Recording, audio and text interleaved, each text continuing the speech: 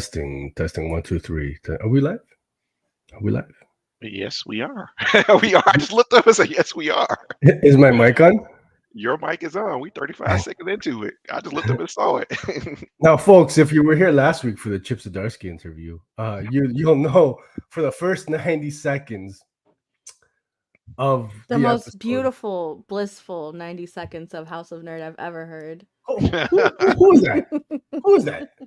Hold on, I want to say I recognize that former co-host. Current co-host. Look who it is. Especially all the issues I be having trying to get into here. Oh my goodness! Let's just do a roast. Elle, is that you? Do you think it's too early? Is that you? What's going on here? But Elle, every time I'm on here without you, he talks about how much he missed you.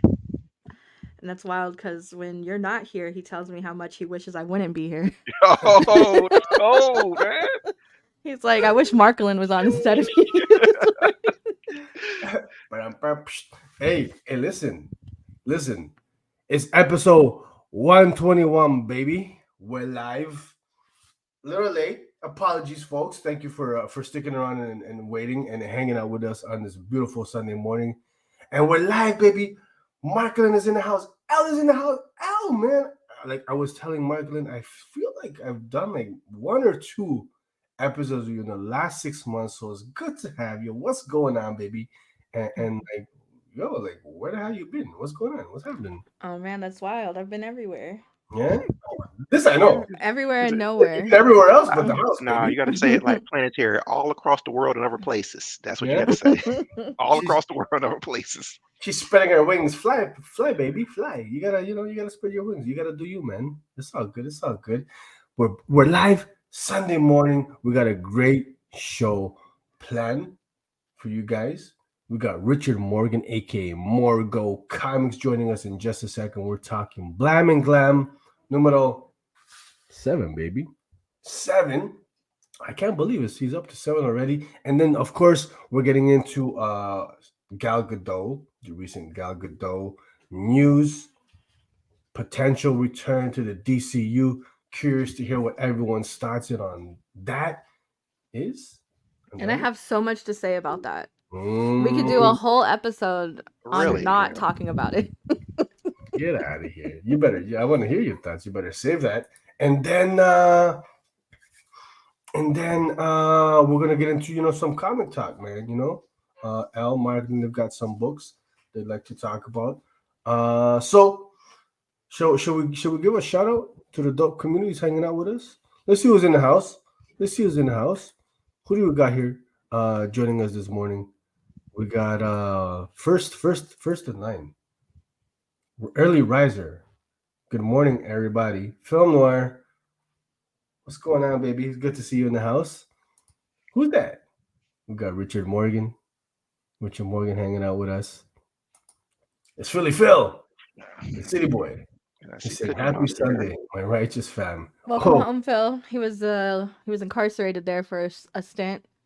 Oh, was he? Glad to see you home. Instagram jail. Oh, I was gonna say. Wait, how do you go to Instagram jail? If it's Phil, it's probably sending mass nudes. If I had to take a guess. Phil, it's 2022. You can't be doing those things, man. Come on now. Those are cancelable actions, man. Come on now. Yeah, I've heard of Facebook jail, but I've never heard Instagram jail. That's a new one for me. Look who it is. It's Amanda W. all the way from the West Coast. Not now. Talk about early riser. Always appreciate when you come through, hanging out with us so early on a beautiful Sunday morning. Wait, make sure Elle on the West Coast too. She in Seattle. That's technically the West Coast. You know I don't count. I don't get any empathy on this show. I don't get any empathy. You better cut that out, Marquelon. we don't be cutting nobody no slack. I mean, you up there in the East Coast in Toronto and whatnot. It was so funny. Who did I have on recently? They're like, oh, we did the 1 p.m. starting, like, oh, thank God for the 1 p.m. because I'm on the East Coast and it's mad early. I'm thinking, who that? It's like 1 p.m. in the afternoon, fam. What are you talking about, bro? Oh, man. But listen, You guys who are tuning into us live right now, you might get a little behind it. We might be switching to an afternoon time. I'm just saying because I'm kind of digging that 1 p.m. start was nice, baby. You're right about that. And you know this and you know what? I'm just gonna hold my tongue on that because I've been getting up at 7, 6 o'clock in the morning to do this show for the last year and a half. But I'm gonna reserve that. But see, now Elle is convenient for him because he got the baby. That's what it is. That's what he's trying to say. You got a baby with you, Elle? You got a new one with you? Yeah? I have 3 kids. Do you? I do. How are little munchkins? How they doing, man? They're chill. Yeah? I'm homeschooling again this year, so I'm homeschooling all 3 now. Oh, really? Yeah. I thought they had good public schools in Seattle. Yeah. My oldest was like, she's not feeling middle school, so can she homeschool again? I said, well, who cares? Why not? Yeah. I don't have to go back to school shopping. Tell them that Theo says what's up. You know. Yo, it's the big homie Steve over from the Team Nerd Herd podcast. Happy Sunday, everyone. Always good to see Steven. You know, what do you call him, Al? You always I call him by his government. No. Steven Enemy. What do you always say with his handle? You always say it's just say it phonetically. Say his handle phonetically, and that's phonetically. Hip hop's enemy. Doing big stuff with the Team Nerd Herd podcast, folks. The obligatory, please remember to smash the like button, subscribe, all that good stuff, man. And listen, folks, episode 121 of the House of Nerds show, brought to you by the good folks at Gotham Central Comics, baby. Best comic shop in the GTA, bar none. They're located in good old Mississauga. Hit them up. Check out their website. They got all kinds of exclusive things, crazy stuff, dope comics, dope shops. And if you're in the Toronto area, local to the GTA, man, they've got a sale. It's Monday only, baby. 15% off. Look at that. Statues, Funko Pops, comics. Every time you said, say it again, Miss what? Mississauga, baby. Mississauga, because my first thought was Mississippi. Yeah. Like what? I did hear it's the Mississippi of the North. Yeah. Oh, really? Yeah. I don't know if it's a good thing or not. Could be. Gotham Central, baby. Check them out. Episode 121, brought to you by the fine folks over there, man. Hey, without further ado, let's bring on the big homie doing big things with his Kickstarter, which is live right now in the description. Be sure to check it out. We got Mr. Richard Morgan in the house. Let's go, baby. I don't know how to follow that. When you say like it's the big Richard Morgan, I have to drop my chair and sit on the floor. Richard, you're the big homie. How are you all doing? You good? I'm good, Richard. It's good to have you back on the show, my man. It's been a while. Richard, it's been so long. I haven't Richard seen look like you he's in doing some ages. business in the background, though. I'm looking at his stuff in his background, but man, he hustling some books. Like, which way do I go? I mean, on your left, you see all my spare comics. Yeah, that's what I'm saying. Blam Glam, but yeah, Richard right. he said, "Hey, this is not a game." Yeah, Amazon are ringing me up, going, "Have you got any spare space?" And I'm like, "No." Yeah, Richard, definitely not playing around. Congratulations on another successful launch of Blam Glam number. Can I do it? Number 7, baby. Number 7. Funded in 2 minutes, under 2 minutes. Under 2 minutes. Elle was there. Elle was like, that is amazing. I was number 1. I was the number 1 backer. Jonathan Elkins. Again, I'm gonna bring you up every time. Sorry for you.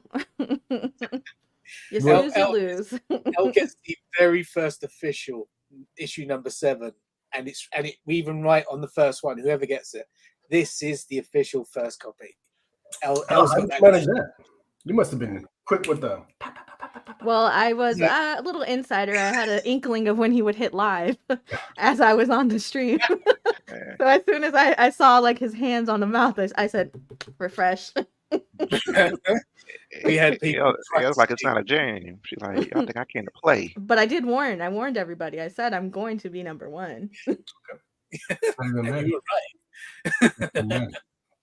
We had people who were like, right, I need to know exactly where that limited edition reward is. I'm going straight to, and they were practicing how far you can get down to the page. You know, but if you want to be number one, you literally just go donate. You know, you just do the £1 donate thing, isn't it? You just go for that. That's what I did. I bought a sticker and then I went back and changed the pledge.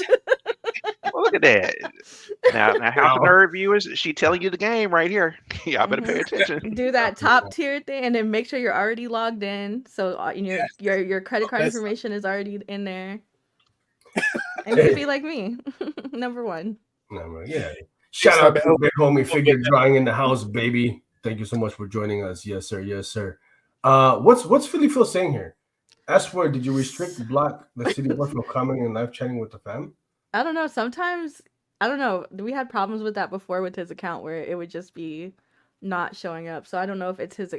He's just in jail across the board on social media. Oh, listen, bro, stop sending out the nudes, the mass nudes. Well, according to Al, listen, I apologize. I don't mean to put your business out there. I'm just saying, you putting that man business all out in the streets. Yeah, you know.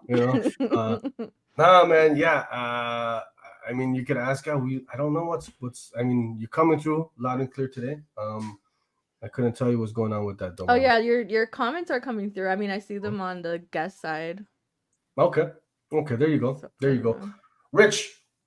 What do you got back there? I see some heaters, man. Like, what are we talking about here today, baby?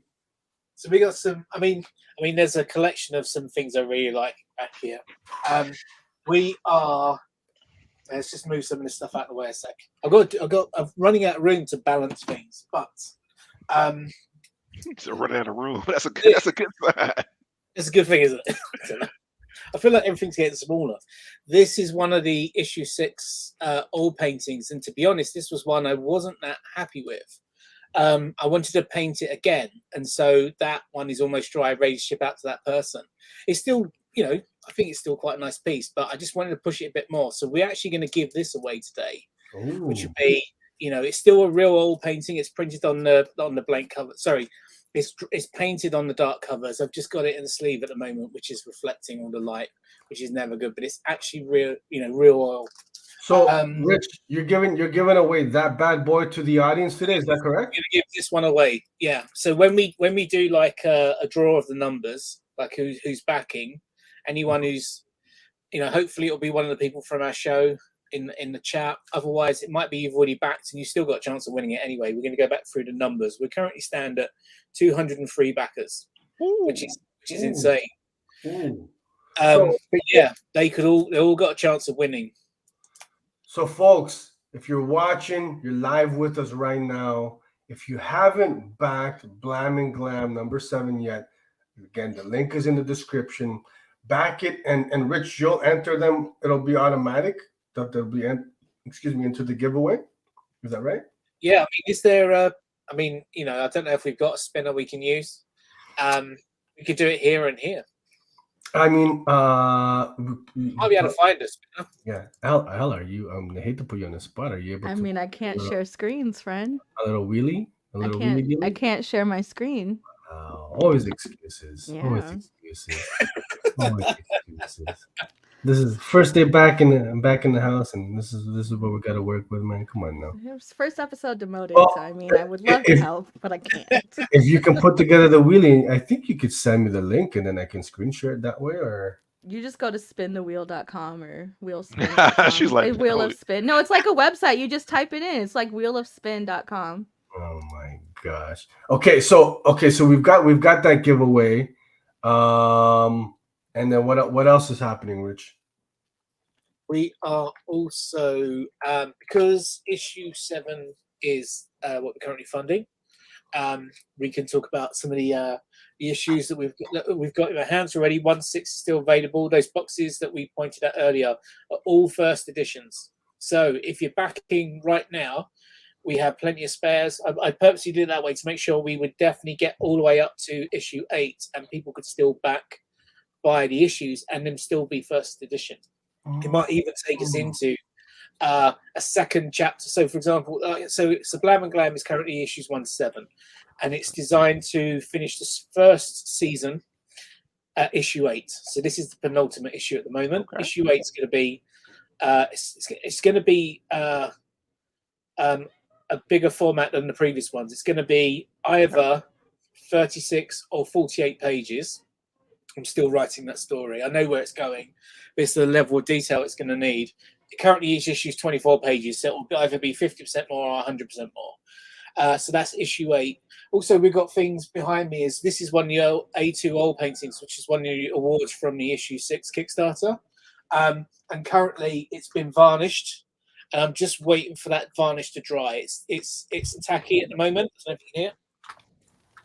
Wow. That means it's close, and I've got the. That is amazing. Well, I've probably got to hide part of this. Oh, so that's the other A2 oil painting. Okay.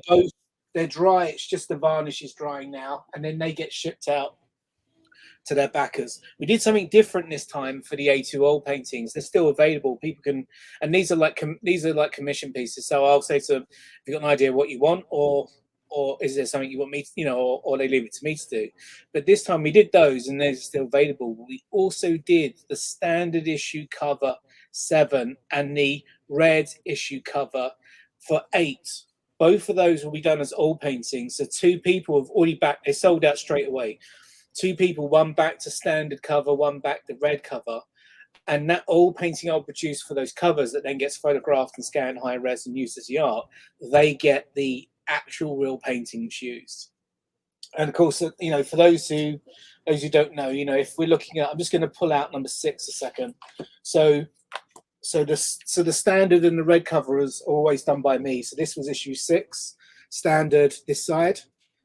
And then the red cover is always the more premium cover I do. And so that way there'll be these 2. It won't be these images because this was issue 6. And it won't be the images that we've got for issue 7 already, but the new paintings for both these covers that will be issue 8. They were done as rewards, and people already snapped them up. So it's amazing. I'm blown away that people love to collect the art, and also where that's going to go. Honestly, dude, can I just say, like, I love. Listen, your stuff is killer, bro. Like, real talk, your stuff is killer. Like, I can see the oil paintings there. You just showed some of your covers. I love the red covers in particular. Like, folks, this is the new one for issue 7, live now. Link in the description. Man, it pops. Seriously, like, it's sexy, dude. I just, you know what I mean? I love the red, everything about it. So you're saying, correct me if I'm misunderstanding correctly, for issue 7, this is the standard cover now? The red? So on the left is the standard cover, and on the right is the red variant I do. Gotcha. There's also the yellow variant, which I always do with. I mean, I've done it since issue 5. So I've done issue 5 and 6, and I think you've got the yellow issue 7 variant. This is by Bang Bez, who I know from Instagram, who's just amazing. The yellow 6 is here, and I think you've got the yellow 7. So that's okay. Yeah. We've done those since issue 5, and Bang Bez. I mean, I love Bang Bez's work. Even my wife loves Bang Bez's work. My wife is like, "Yeah, he's so much better than you." I'm like, "Yeah, let's." Oh man, she didn't tell you that, did she? That's cold. That's cold. But there's something really cool we announced today.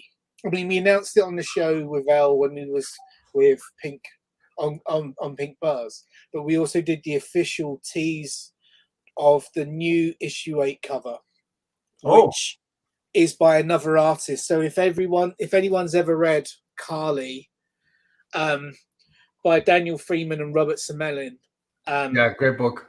It's a fantastic. I mean, the whole package of this is stunning. It's an amazing book. The story's fantastic. The art is phenomenal.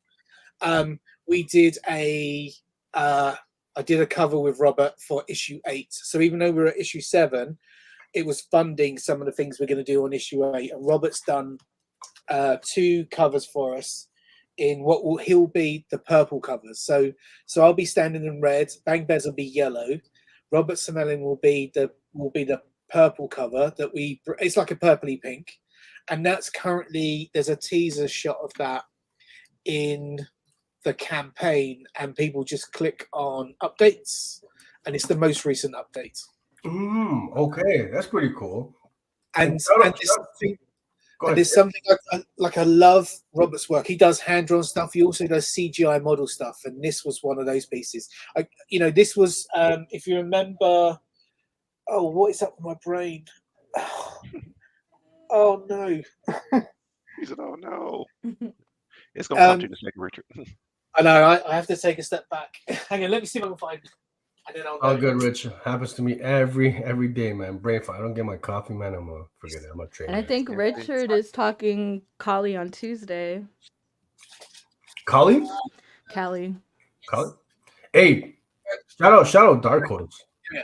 So Pop Scars, Scars, which is an amazing book by Pat O'Malley. Robert did this amazing cover. I was like, as soon as I saw that, I'm up. And so he did that amazing cover for Pop Scars. And I quite like that Pop Scars and Carly both use the cover with the character, like sort of like recognizable they're from behind. Yeah. So we did the same thing with Blam and Glam. We did a Dynamite Pose version. I love it. It's fantastic. So that's in the page updates. But yeah, so there's what's happening for 8. There's actually going to be another artist as well, but I can't go into that yet. That's going to be fun. They're going to be funded by the Kickstarter 7 when it finishes, and that will be a greeny cover. So basically, I try to use colors to denote the different artists. If they come back, then they're recognizable. I dig it, Rich. I dig it. I feel like all comic book covers should have. That's an iconic pose. I mean, that's the only way I take pictures, to be honest. Really, Sergio? I mean, come on. It's interesting. The standard covers, they change color. Right, the standard has started at white, like a white cover, gone through grays, and a sec. So the standard issue has started with white. Sorry, the light's terrible in here. It's too bright. Started at white, gone to a grey, and then gone through some blues. So all these covers are still, all these issues are still available, even through to 5, and then 6 was the one you've already seen. But the reds, there's a reason for the reds that's been building towards issue 6, which everyone is now read issue 6, starts getting an idea why she's dressed in red. Okay. So it connects to the story. I always see these little things that connect the more you read. So, hey, listen, I'm just gonna put it out there. My favorite issue, I'm biased, but I love this bad boy. Now, folks, I know what it is. Yeah, I knew it. Hey, Marquelon, this is. Listen, Rich, I'll never get tired of thanking you, folks. This is the House of Nerd Show's very first exclusive variant cover, so generously provided by Mr. Richard Morgan here, and you can see just super dope, super killer. Love it. This is for issue number 5. Now, Rich, you said you've got a giveaway at some point during this. I'm gonna throw in a copy of this. So whoever the winner is, I'm gonna throw this one in, and I'll send it out to the winner. Please. What happened there? That's an accident. I did that by accident. Let's get that done. That was. I don't know what that was last week, folks. Yeah. I'm gonna send it out to the winner. Sorry about that. I was trying to add my slides in. Did that by accident. but I will put a note. Let's keep it to US and to Canada. Apologies to international. Sergio say he ain't trying to pay that overseas rate. It's killer. But yeah, super. I mean, this is incredible. Dope art. Love this year. I mean, folks, like the quality on this stuff is like top notch. Like the paper thickness, the cover, like this is solid stuff. Can't recommend backing the Kickstarter now. Again, there you go. And you know what? I'll probably put. I've got a few of these bad boys left, So we'll see if I can put the remainder up on sale perhaps tomorrow or something like that. But the winner, whoever wins Richard's giveaway, I'm throwing one of these in killer stuff, man. Richard, man. Cool. You're killing. You're like killing the Kickstarter game, bro. You're at issue 7. You're like, you're running this shit right now, man. So what can folks who might not be familiar with it, can you give us a brief synopsis of what the series is all about, bud? Yeah, so it's set in an alternative 2020. So when we all went through the pandemic, this is an alternative pandemic which is set in a similar events. You know, entire cities are shut down. You know, everything's going to shit basically. Sorry, I don't mean swear unless I'm okay. I swear lots and lots. But instead of it being a pandemic, we call this the pandemonic, because instead of it being a virus, it's an invasion by demons who are in league with the government. It's a big thing over here. There used to be this thing whenever you read when you read the comic, you see somebody who looks suspiciously like the British Prime Minister from a year ago. This Prime Minister in the alternative universe is called Ivan Thompson, similar to Boris Johnson. And they always stood at podiums and they would always think about stay at home, protect the NHS, you know, don't get the virus. We used to do the same thing, but this time it's about them avoiding demons. So it taps into all the things that are happening, but it is a spin on the stuff on the world. And what happens is this woman wakes up in the middle of London, it's all gone to shit, wearing crazy clothes, not knowing who she is and what's going on. And so she is our vehicle into learning about what's happened and meeting new people and fighting demons and the whole rock and roll ride that goes. And it slowly is about her memories returning, or aspects of her memories returning, and the craziness that it ensues. It's crazy stuff. I love it, man. And then, if I'm not mistaken, Elle, you make an appearance or two within the book of Blam Glam. Is this correct? I'm on every page, every panel. I'm somewhere in the background lurking. She said she is the essence of the book. Despite what Elle just said, I still highly encourage everybody to check this out, man. You know, we don't have any full page spread of 6-page, 12-page, all the spreads. Okay. So Elle's in it as a resistance fighter, along with Joe Pocket, who's in the chat as well. And in issue 4, there was ever since issue 2, we've offered the chance for people to be in the comic.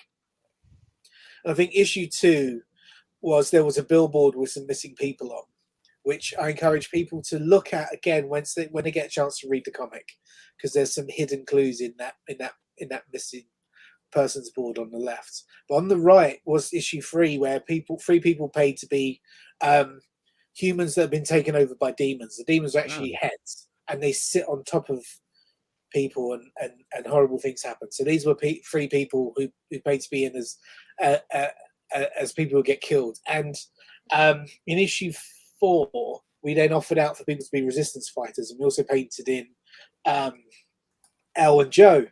And I always remember with issue 4 thinking, people are going to be resistance fighters, but they've missed out a bit. So I offered for some of them to come back in 6 and to have an action sequence if they didn't mind dying. And they all signed up. And those people who joined on issue 4 as being the comic didn't have to pay to be in the reward again. They didn't have to pay for the expensive reward again. They just had to buy the regular issue.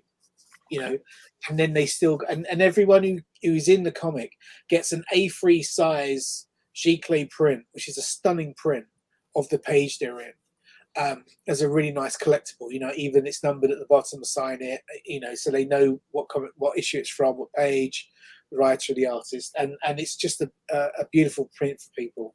But Elle and Joe both, they'll buy it they'll get killed in that issue, in issue 6. But we all know. I'm just gonna straighten my hair and submit again. You know how comic books work. You can be anybody you want to be. So. Elle said she's gonna straighten her hair and submit again. Okay, all right. The perks of Yeah. being you know. Hey, listen, Al. We're gonna have a discussion about that. All right. Hey, But listen. that's deep discussion. We start about hair because you got the four. I don't know that much about hair, but I know it's 4C hair and different stuff like that. So she can get away with that. She I look completely could. different. Thank She you. look completely different. So I wanna give a shout out to the Spoiler Kings because this is brand new. This is relatively new to the channel, folks. I'm not entirely sure He said, "What happened?" He said, how "What it happened?" works, how it works. But listen, I mean maybe the Spoiler Kings can help me explain it because they're doing big things over on their channel. But you're now able to kind of help support the House of Nerd channel. I think they call it like giving tips or whatever. Again, this is all very new to me. I've activated it, but I don't really know how it works. But there you go, there you have it. The Spoiler Kings, that's it, baby. I'm going on vacay now. Fucking right, it's about damn time, baby. So you could buy some diapers with that $10. Oh my god, no, but shout out! I appreciate the support, man. Spoiler King's doing big things. Congratulations, guys, on your 1,000 subscribers, man. Yeah, That's huge. That's huge. And I know Marquelon, you're as well as Al. Yeah, I love good Spoiler Kings. I got to see if they did their thing on Talk to Me yet, because I just saw Talk to Me last week, so I want to hear what they got to say about that. What's Talk to Me? Talk to me, baby. Talk to Me is the movie that pissed me off about the kids, going to the parties and playing with a hand and getting possessed. You didn't see the trailers for that? No. It's okay. It's A24. Yeah, it's an A24 horror movie. Yeah. Okay. Oh, so Al, you're all over that, eh? Mm-hmm. Okay. I saw it, Elle. Did you see it, Elle? No, I have 3 kids. I can't. I couldn't sneak them into that one. Al, you too? Al, I don't think you're welcome into the 3-time club. Did they donate? I don't think Spoiler Kings read the fine print. They donated for one of the hosts to be quiet the rest of the episode.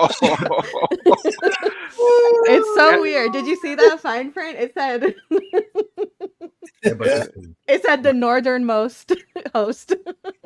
Mad love to my peoples over at the Spoiler Kings. I appreciate the support. You guys are dope peoples, man. Always appreciate you guys, man. Real talk. Go and check them out. Sub them up, baby. And check out their sports, because they talk sports. Chicago Bears. Chicago. What are the other sports teams? What you know? Chicago. I watched their sports show because I think it's funny that I know nothing of what they talk about, but they seem so passionate about it. I mean, the number 1 team is going to be the Bulls, of course, the Chicago Bulls. And they got 2 baseball teams. You know that too, right? The Cubs and the White Sox. There you go. Oh my God. I'm clipping that. I have no idea what they're talking about, but they seem so passionate about it, and I love it. I do. I watched the sports one. I'm like, oh, who's getting traded to where? That's cool. Hey man. No, man. I mean, Chicago sports is a deep cut.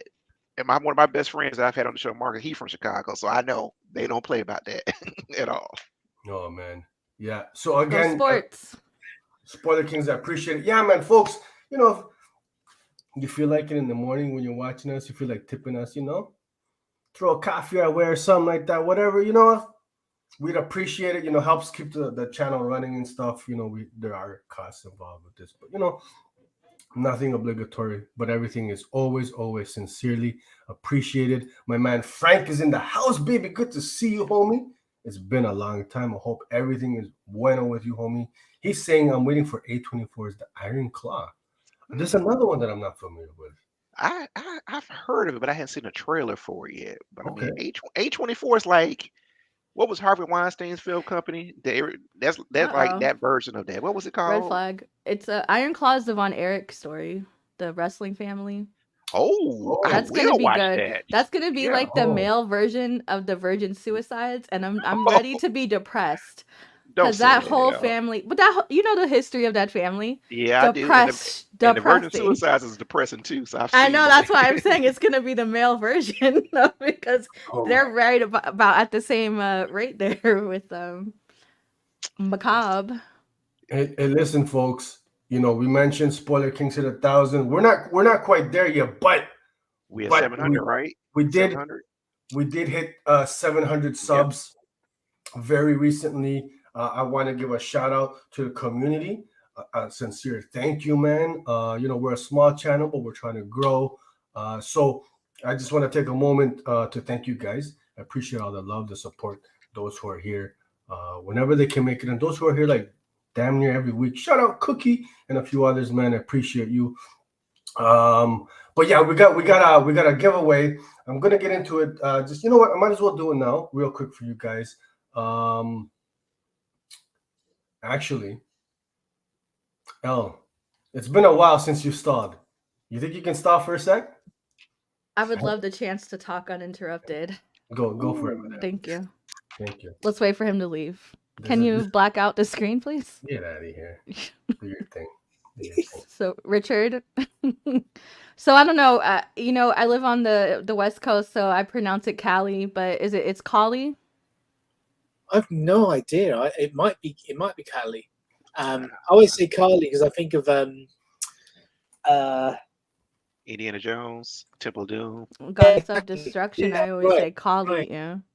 I mean, that's what I thought about Indiana Jones. Is when the short round burns him, it's like, you wanted the black slip of Cali or whatever it was.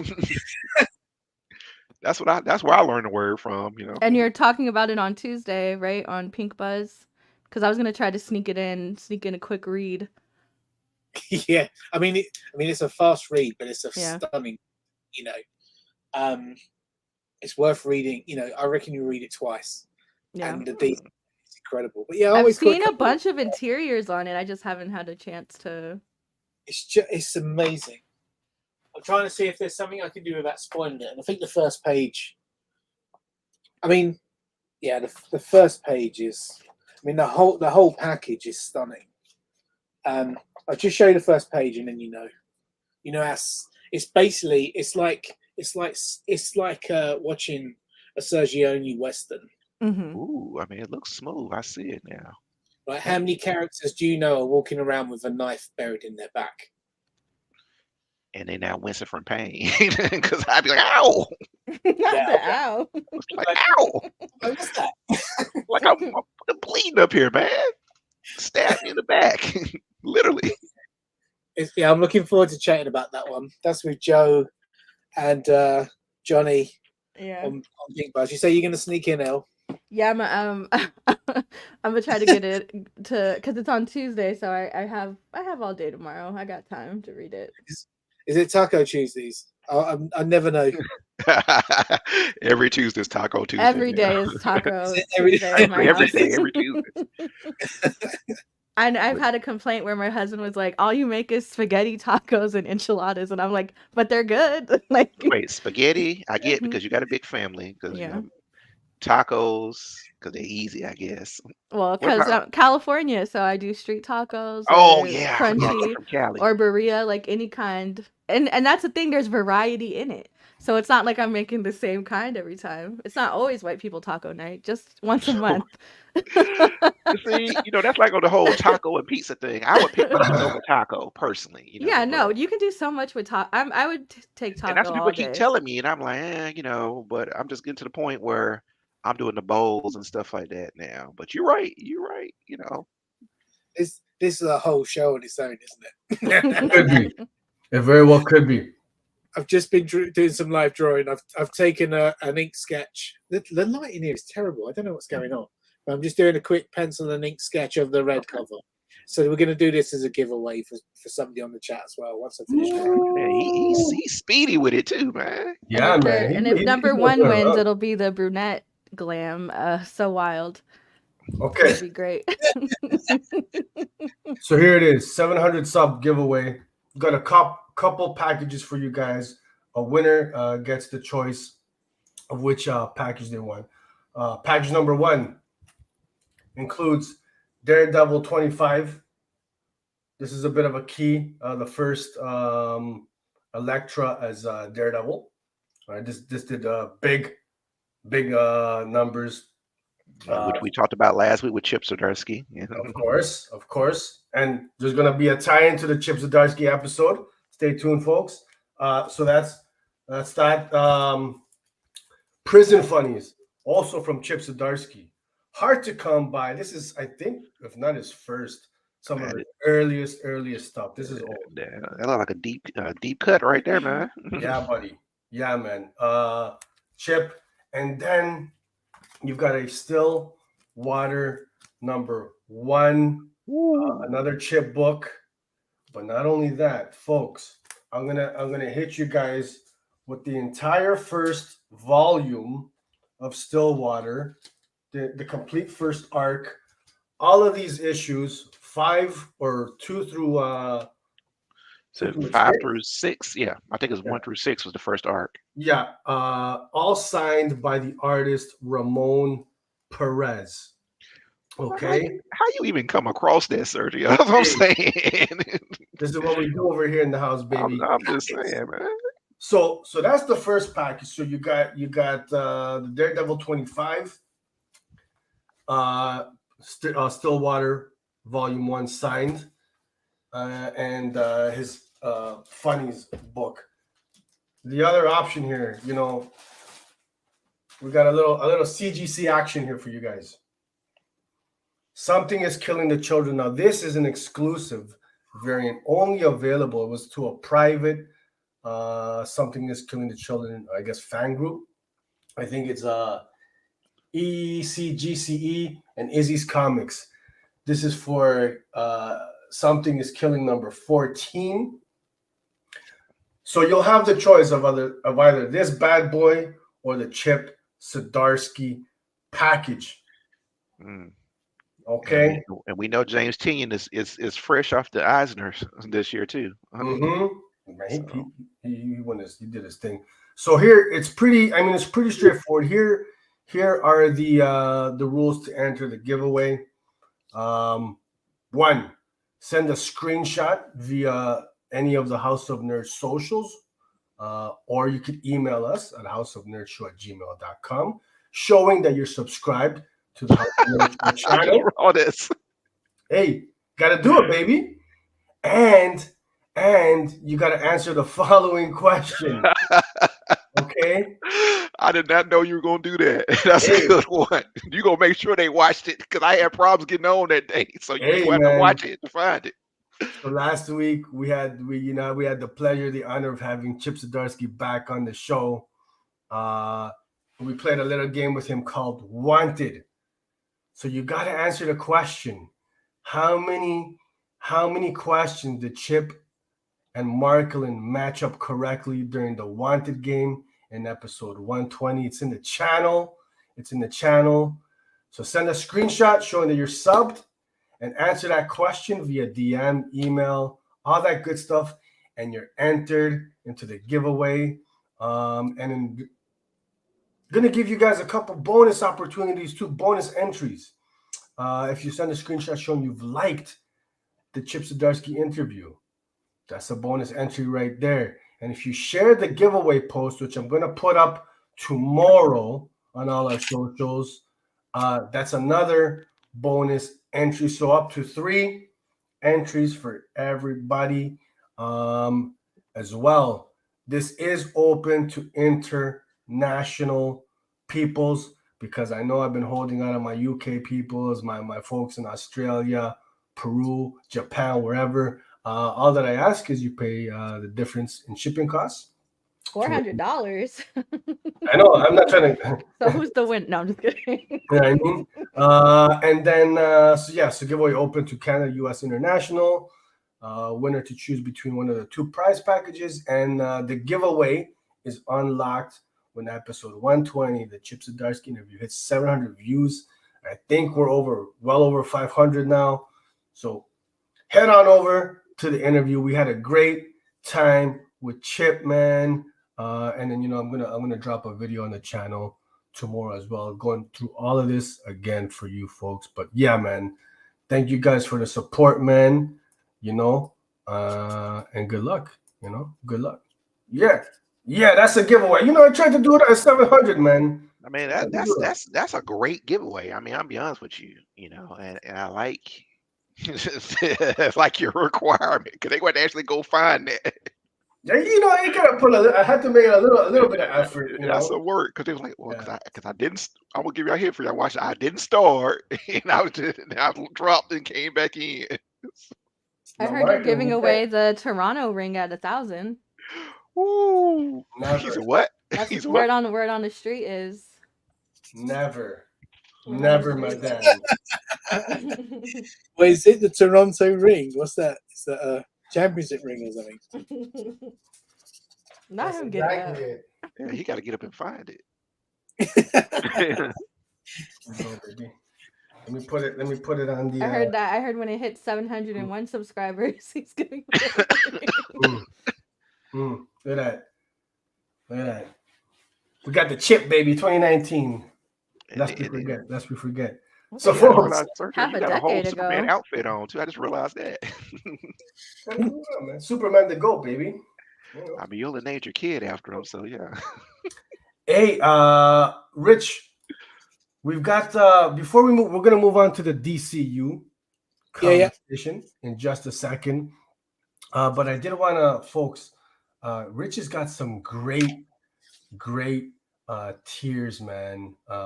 For the Kickstarter. What are we talking about here? This is an action figure, bud. So that one shown at the moment here is the third figure, which is where Glam becomes red. Glam is, or I should say, minus Glam. So that'll make sense when you read the story. Every time the figures are the same, like they're based on the same molded figures, they're proper ones. So here you got an example of the very first figure, which was it's in these protected boxes. It's all quite cool. But yeah, so but the one shown now, like this one in my hand, is a standard figure that's already been sold. This was the last remaining one. It went fast in the current Kickstarter. But there's two versions of figures. One is the standard one, which means it's painted by Retro Gimmick, who also makes them for me. So I do the art for the boxes, design the figure, and then he makes the figures, paints them in the standard form. That one that was £200 is he sends me the blank figures. I paint no different skin tones, graduations, paint extra details, really going on the eye. So the ones he's got are quite cool. They feel like Star Wars, the original 1977 Kenner expressions. Whereas this, I take that same figure and add more detail, and then seal them up properly. You know, varnish them up so they all look like amazing figures, and we go from there. And then t-shirts every time was always shirts. I think last time it was the first time I offered the red cover, but on a red t-shirt or a black t-shirt, and different people divided. Some people like the red, some people like the black. So we just say you just pick the t-shirt option right now, and you don't need to pick what design or what color it is until you actually get to surveys.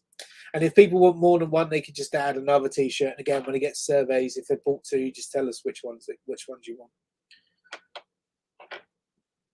And then I think there's Serge, you're on mute. I am mute. I was asking if these tees are available in a hot pink, because you know Barbie's in fashion right now, baby. You know. Yeah, I could always do a Barbie version. Yeah. I mean, that makes sense, though. You might be, Richard, you got this merchandising game on lock. That's gonna sell out, man. Do a Barbie pink. And then, shout out my main man, Paul Diggs Comics in the house. Happy Sunday to you, my man. It's always good to see you in the house, baby, man. We're talking Richard Morgan's Blam Glam #7 Kickstarter live, and then you've got this great sketchbook, eh? Yeah, so this was the very first Kickstarter. This was 2018, 2019.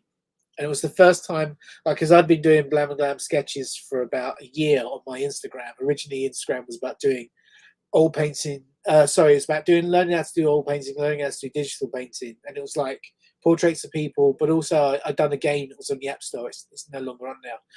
And then I started switching to this character I was designing. So you see it's got an old logo, but it was the initial sketchbook. What could this crazy world be? Long before COVID hit. And then I really knew what the story was. And that sketchbook is still in first edition prints. They still sell. They sell with like 10 copies each Kickstarter. For some reason, people are crazy enough to want the sketchbook. So that's cool. And what's good about these is on the inside is a blank plate, I can't remember what we called it, but it's a blank page that you can sign. So I always do sign. I usually do a little sketch on there as well if people want it. And if they don't want it on there, they get it all sealed up and I don't need to worry. So yeah, it's quite a nice way of doing it. Okay, I'm with it. I dig it, man. Folks, check it out. Kickstarter is live. Link in the description, man. We gotta support these dope creators, man. And Richard, he's the cartoonist on this. He's the letter. He does everything, man. So, let's take a look. Let's take a look at that. We got a little. So that ink drawing's ready. It's an interpretation, very fast, quick sketch interpretation of the red cover. That will do a giveaway. I'll put this in a little bag sleeve. We'll work out who. So that way, if we do the all painted cover and then that, I've got a couple other things, but to be honest, it'll probably be enough, I think. So, Rich, can you just remind the folks how they enter into the giveaway for? Oh, can you show them what you've got available today for the folks? Yeah, so we've got two things. If we've got the drawing mechanic read, if we can do it, actually we can do a number of things. Hang on, let me just grab two more things.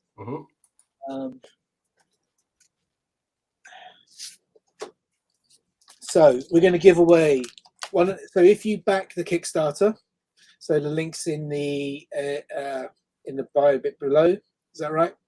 So if you back the Kickstarter, any of the physical rewards, doesn't matter what you go for. If you're, we'll draw a number. If your number's picked and you make it through to, the end part of Kickstarter, it's successfully funded and we've taken your pledge, you'll get this in amongst your package. So if that's what's been drawn, because we also do DIY blank covers. I've got to try and get a light out of the way. This is an original oil painting. It's a real oil painting on the. I'm just going to open it up on a blank piece. So you'll be able to see the texture. I'm going to see if I can catch a bit, but it's actually been painted properly. So it's an oil painting on the cover. This will give away free to a different number we pick. And then I've actually got two other things thinking about it. So one is I sometimes do covers for other people. So Gary Parker of Underglow Comics, they does a series called Apocalypse and Model Behavior. So this is an original cover I did for him, and I'll do a little drawing on the front cover, like a little sketch that'll be collectible.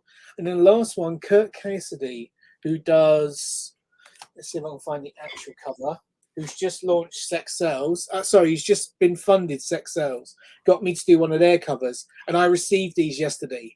So I'm going to do one of these as well. So these are, they've gone out to backers. There's not many of these left.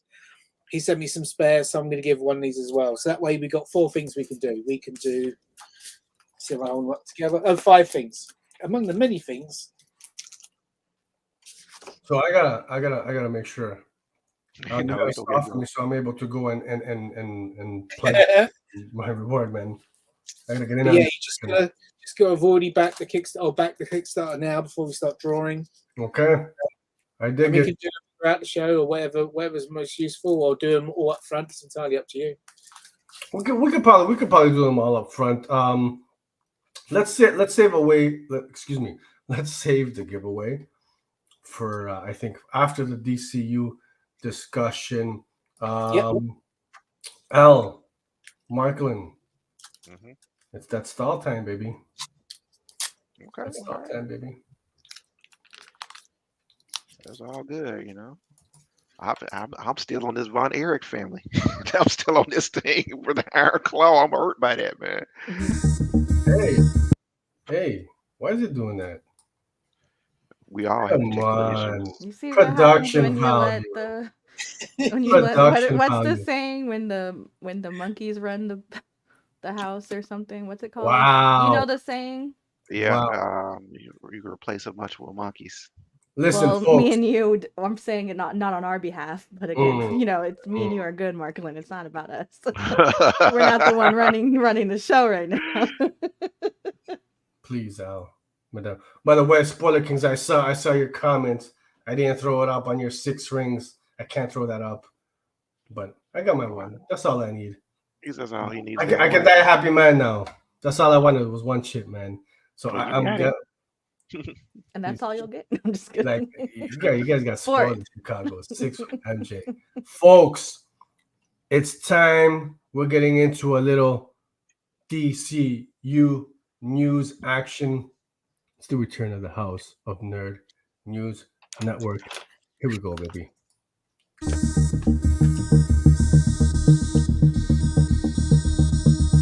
Yeah, it works.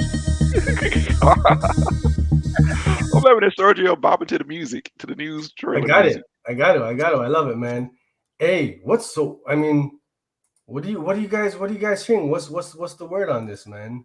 Until you posted on Twitter, man, I didn't even know anything about it. I'll be honest with you. How'd you miss it? I don't know why I missed it. I guess I was busy working or something. I don't know. Oh man, I was like, I missed the whole conversation when they said she wouldn't be doing it. You know, so I'm like, okay. So I asked a poll to the community, to the audience here. My question was, do you want to see Gal Gadot return as Wonder Woman in James Gunn's new DCU? And currently, 55% of you are saying yes. Yes, you want to see Gal Gadot return. So for folks who have not heard this exciting news, Gal Gadot has said that Wonder Woman 3 is in development with James Gunn and Peter Safran in their new DCU news. And why this comes as a bit of a shock is because, you know, the big thing was, you know, it came out, you know, a few months ago was, oh, Wonder Woman 3 is canceled. They got rid of the director, Patty Jenkins. They weren't moving forward with this iteration of Wonder Woman. So this is a bit of I guess a shocker of a news bit, man. What are you guys thinking? What do you guys think? What's the audience thinking? What's everybody else thinking here? I'm thinking he's doing what they're doing. What's most convenient for them. I mean, at this point, it seems like it's just internal beef at DC. Like, oh, they mad at Henry Cavill because he did Black Adam, and they mad at The Rock because they feel The Rock used his star power to push Black Adam. They mad because the Flash didn't perform well. You know, it's just everybody's mad now. I'm like, all right. So you're thinking because these movies didn't I guess perform well, that this is a reason why they're bringing back Bell. I definitely think that's it. You know, and you know, perform well is, you know, you and I've had this conversation several times, man, because no matter how bad people say this stuff is, it's still nowhere near as bad as what I had when I was a little kid growing up. It's miles ahead. It's miles ahead. I'm telling y'all. Mm-hmm. Mm-hmm. But people just like to complain. Well, it's not. I'm like, man, tell me what's wrong with it, and they will tell you what's wrong with it. I'm like, all right, that's how you feel. That's how you feel.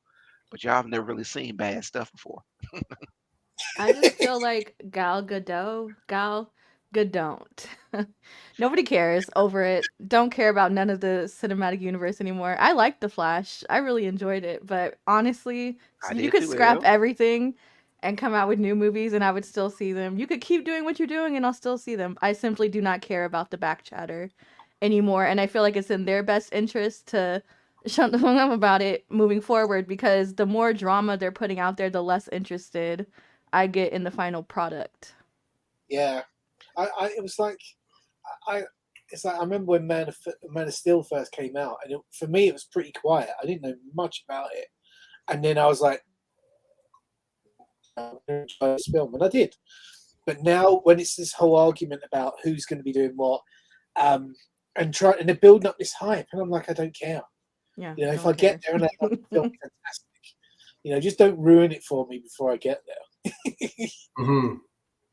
Mm-hmm. But I think that's a whole thing now, where people get so invested in the backside that the quality of the actual product suffers from it. And it's like the ego in all of it. I simply do not care who makes the movie, just make it good. I don't care who's in the movie, just make it good. Yeah.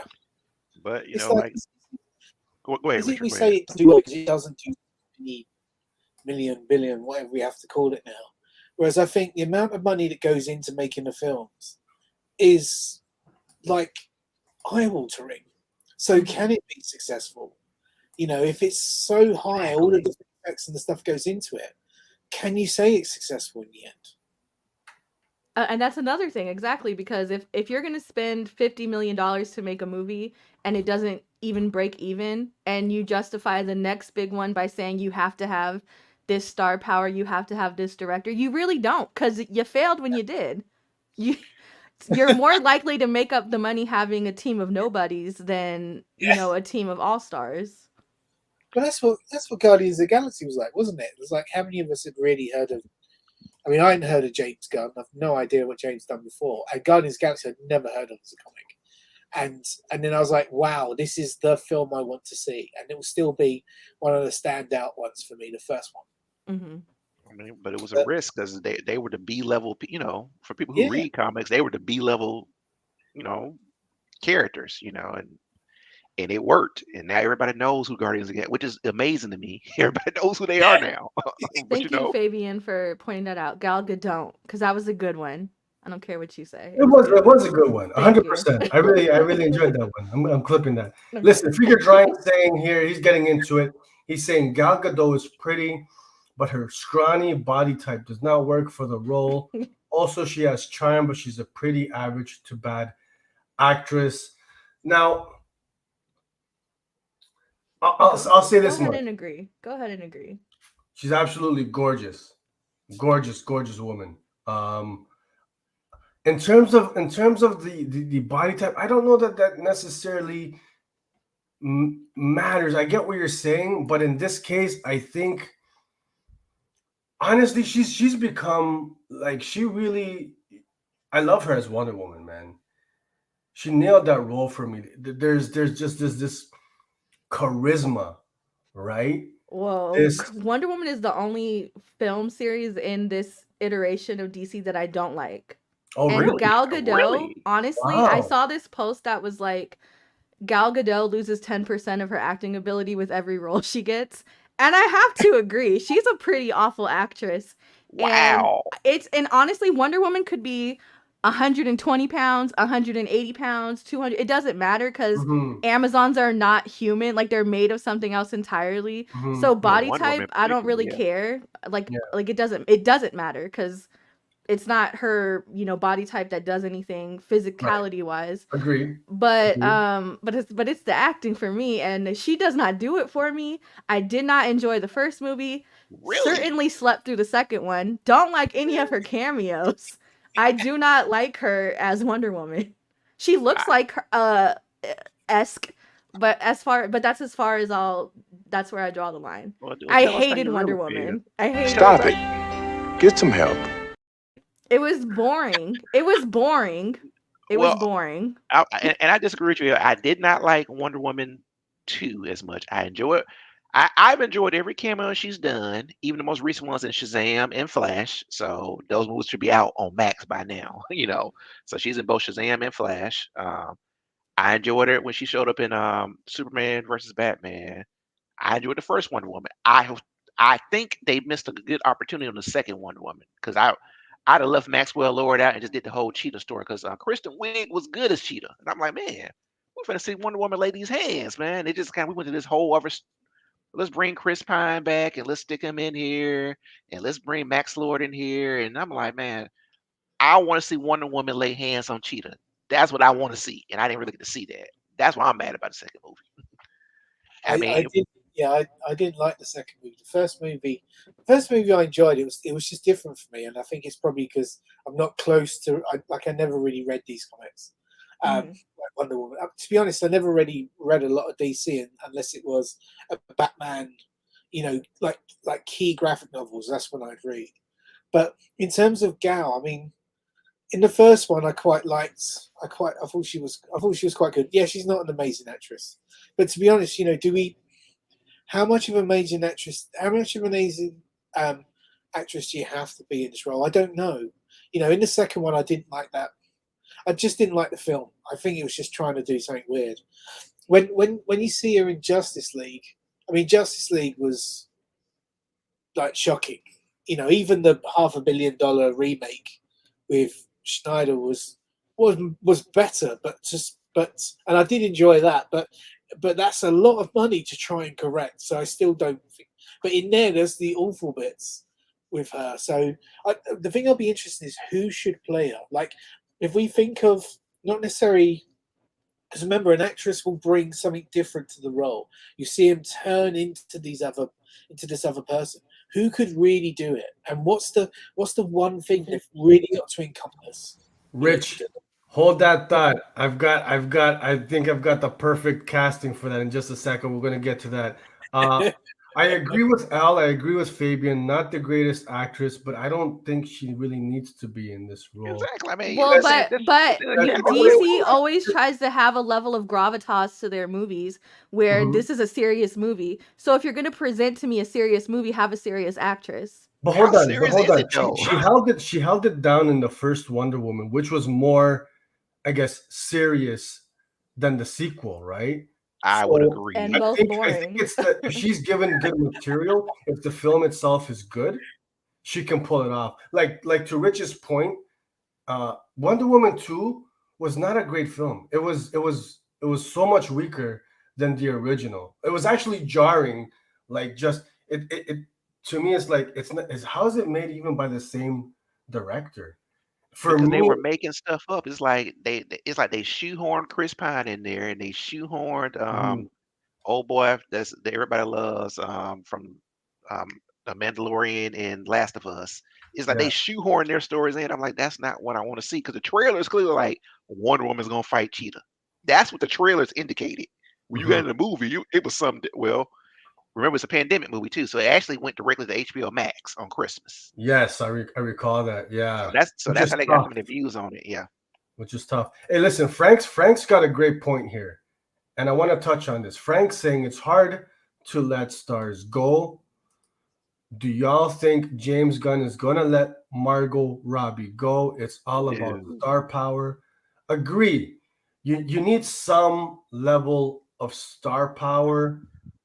But the thing, this is where I kind of stand with Gal Gadot coming back. I love her. She's Wonder Woman. But I feel like right now, I feel like at this point, they've been talking, this is the new DCU, it's a reboot. If you're gonna reboot the IP, like the DC Cinematic Universe, then reboot it. Right now, they're just cherry picking what they want. Like, how do you get rid of the iconic Cavill Superman that so many fans love? You get rid of that, but you bring back Gadot. That's your thing, Sergio. Because they're looking at longevity too. What do you mean? I mean, because you can only be in a role of what 10 years or so, Elle, before you start getting old. They're looking at longevity. If he's trying to recast the whole universe, who could fit the look the longest? You honestly think it boils down to something like just even like how long the aesthetic? How much can I sell this person's image? Absolutely. Really, eh? I mean, think about it, but it doesn't matter to the extent, because it's a whole generation of people who still look at Christopher Reeve as their Superman. Mm-hmm. Yeah, but Christopher Reeve isn't gonna make a without being CGI'd. And he was CGI'd in the Flash. You just love to spoil stuff, but it's on Max now, Elle. It's on Max now. It's not. It's not on Max yet. I thought it was on Max. They said we're never taking it. It's a thing with Christopher Reeve. But Christopher Reeve. The thing I always remember is, regardless of how we look back at the special effects and all that stuff now, he had amazing moments of being Clark Kent. And he could, in a second, become like that in that first film when he's gone out flying with Lois, and then he wants to tell her, and he's taken off his glasses, and he's just the way he moved. Didn't even have to say anything. You could feel the change from Clark Kent to Superman, and then back again. And I think part of these things are missing. Like the thing I never understood with Wonder Woman, which I thought was interesting in the first one, but it wasn't quite covered, is there is no identity for Wonder Woman. Perhaps there'll never be anyone apart from she is Wonder Woman. They don't see her in the regular Jones sort of person. So I don't know if that's something that ever comes up in the comics.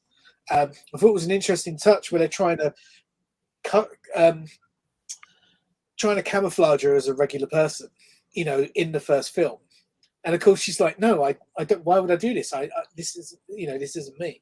Yeah. But I don't know who the new. I've seen there's somebody as Superman and somebody as Lois Lane, and my brain isn't even computing. I'm probably not audience now enough to go. I get it, but who for? I don't know if they're going to be successful, but I don't mind them rebooting everything. But you're right, don't mix everything. You've got to let them have their satellite things, but I think if you're going to change everything, change everything. Well, that's just the thing. I feel like, I mean, I wanted to see, Cavill back, Gadot back, like most of the Justice League, Cyborg, Aquaman, all these guys. I liked that iteration of the DCU of these characters, but if you're gonna start off new, then start off fresh, start off completely fresh. And I think also too, for other than nerds, other than folks who watch these movies religiously, the general audience, I think they're probably gonna get confused as to kind of what's happening with this. I don't think they're gonna care. You don't think? No, I really don't. Yeah. At this point in the game, like in the comic book movies, people are not just like randomly being like, I'm gonna go see the newest Marvel movie. Like general movie going audiences, they're not doing that. It's fans. And honestly, at this point, who cares? As long as you make a good movie. Like with Gal or without Gal, I don't think that makes or breaks a Wonder Woman movie. Well, they'd have to introduce a new Wonder Woman first. I mean, the way they built Gal up to be Wonder Woman. And, here's another spoiler, she's back in Fast and the Furious as well, which makes absolutely no sense. I don't know how she's back. Well, the whole franchise doesn't make sense at this point. But I agree. But those movies do well internationally too, which is surprising to me as well. They do well internationally. I'm like, this makes no sense. The movies are ludicrous. I go and I'm like, this literally is ludicrous. Chris Bridges. Hey Al, you've got someone agreeing with you here in the chat. Someone, he has a name, Fabian. I respect you as a. Oh, look at that! You got it. Have we ever confirmed that it's actually Fabian? I mean, or have you just? He told us his name was Fabian several times. Fabian with the hot take. Fabian with the honest take. With the honest take. Again, I think this is such a moot point. We shouldn't even know this stuff. The general audience, the fans and stuff, we don't need to know any of this. Make the movie, promote it, and then we'll go from there. But this all backdoor stuff makes me not like the people involved. I don't like. Can anybody say anything positive about the people running any of the like entities anymore? No, like, and it's so silly. It's always been like that in Hollywood. We just have more access now. I mean, you look at the show that's like what Entourage. I'm saying. Like, they need to keep it on lock or do a better job, because this feels like a leak. Like, this feels like, don't tell anybody, but leave the mic on. You know what I mean? Like, it's silly. It's like inane. We don't just make the movie. Make it or don't make it. Hey, listen, we got Benny J504 in the house. Thank you so much for coming through. I don't recognize the handle. I know who that is. That's Ben from New Orleans, from the nerd group on Facebook. I know exactly who that is. Okay. Not you outing them. I know exactly who that is. He gives his address. Not you. You doxed him. Thank you so much for coming through and joining us on this lovely Sunday. But see, I knew it because his criticism, because this guy's the greatest critic I've ever seen. He criticizes everything, but watches everything. So I had to respect that. So Benny's saying the first Wonder Woman overrated. Second one was trash. She defeated the Amazon's greatest enemy in like 6 months. So he's over it. So Benny, it sounds like you're ready to start fresh. You're ready to start fresh. I don't even know if we need a Wonder Woman movie right now. Stop it. Unless they're going to do something fresh and completely original. How are we going to have a DC universe without one of DC's Trinity? You know what? Get rid of all of them. Batman Forever only. All right, I'm put like this right here. What is the best Wonder Woman story of all time? Most people can't tell you that. Because I can't tell you that. I mean, I can tell you my favorite story. What was it called? What, Dark Kingdom or whatever it was called? What was that one called? The dead one. But what happened in it? Dead stuff. Exactly. For me, the best Wonder Woman of all time wasn't a Wonder Woman story. It was a Superman story. Mm-hmm. But she was heavily in it, and it was Red Sun. Right. And it was the idea that wherever Kal-El landed, they would gravitate towards each other. Mm-hmm.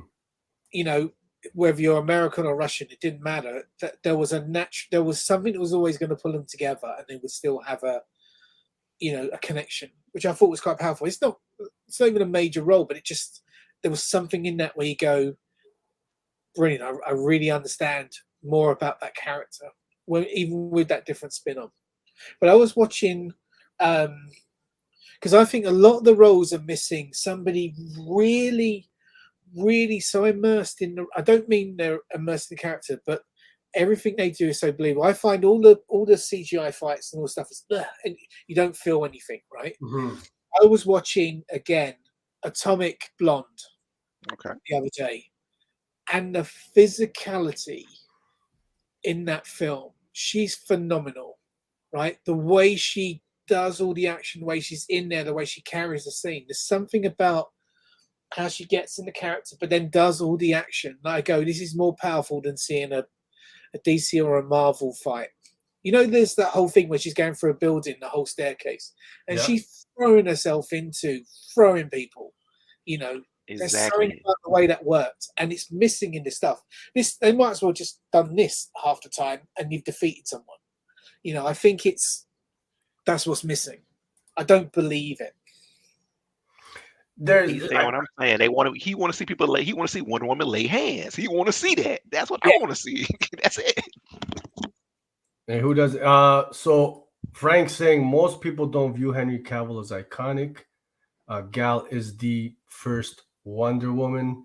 I agree. There's a lot of divided opinions on Cavill, but drop a couple more Wonder Woman projects, and I promise you will forget about Gal. She's not memorable outside of being the first movie Wonder Woman.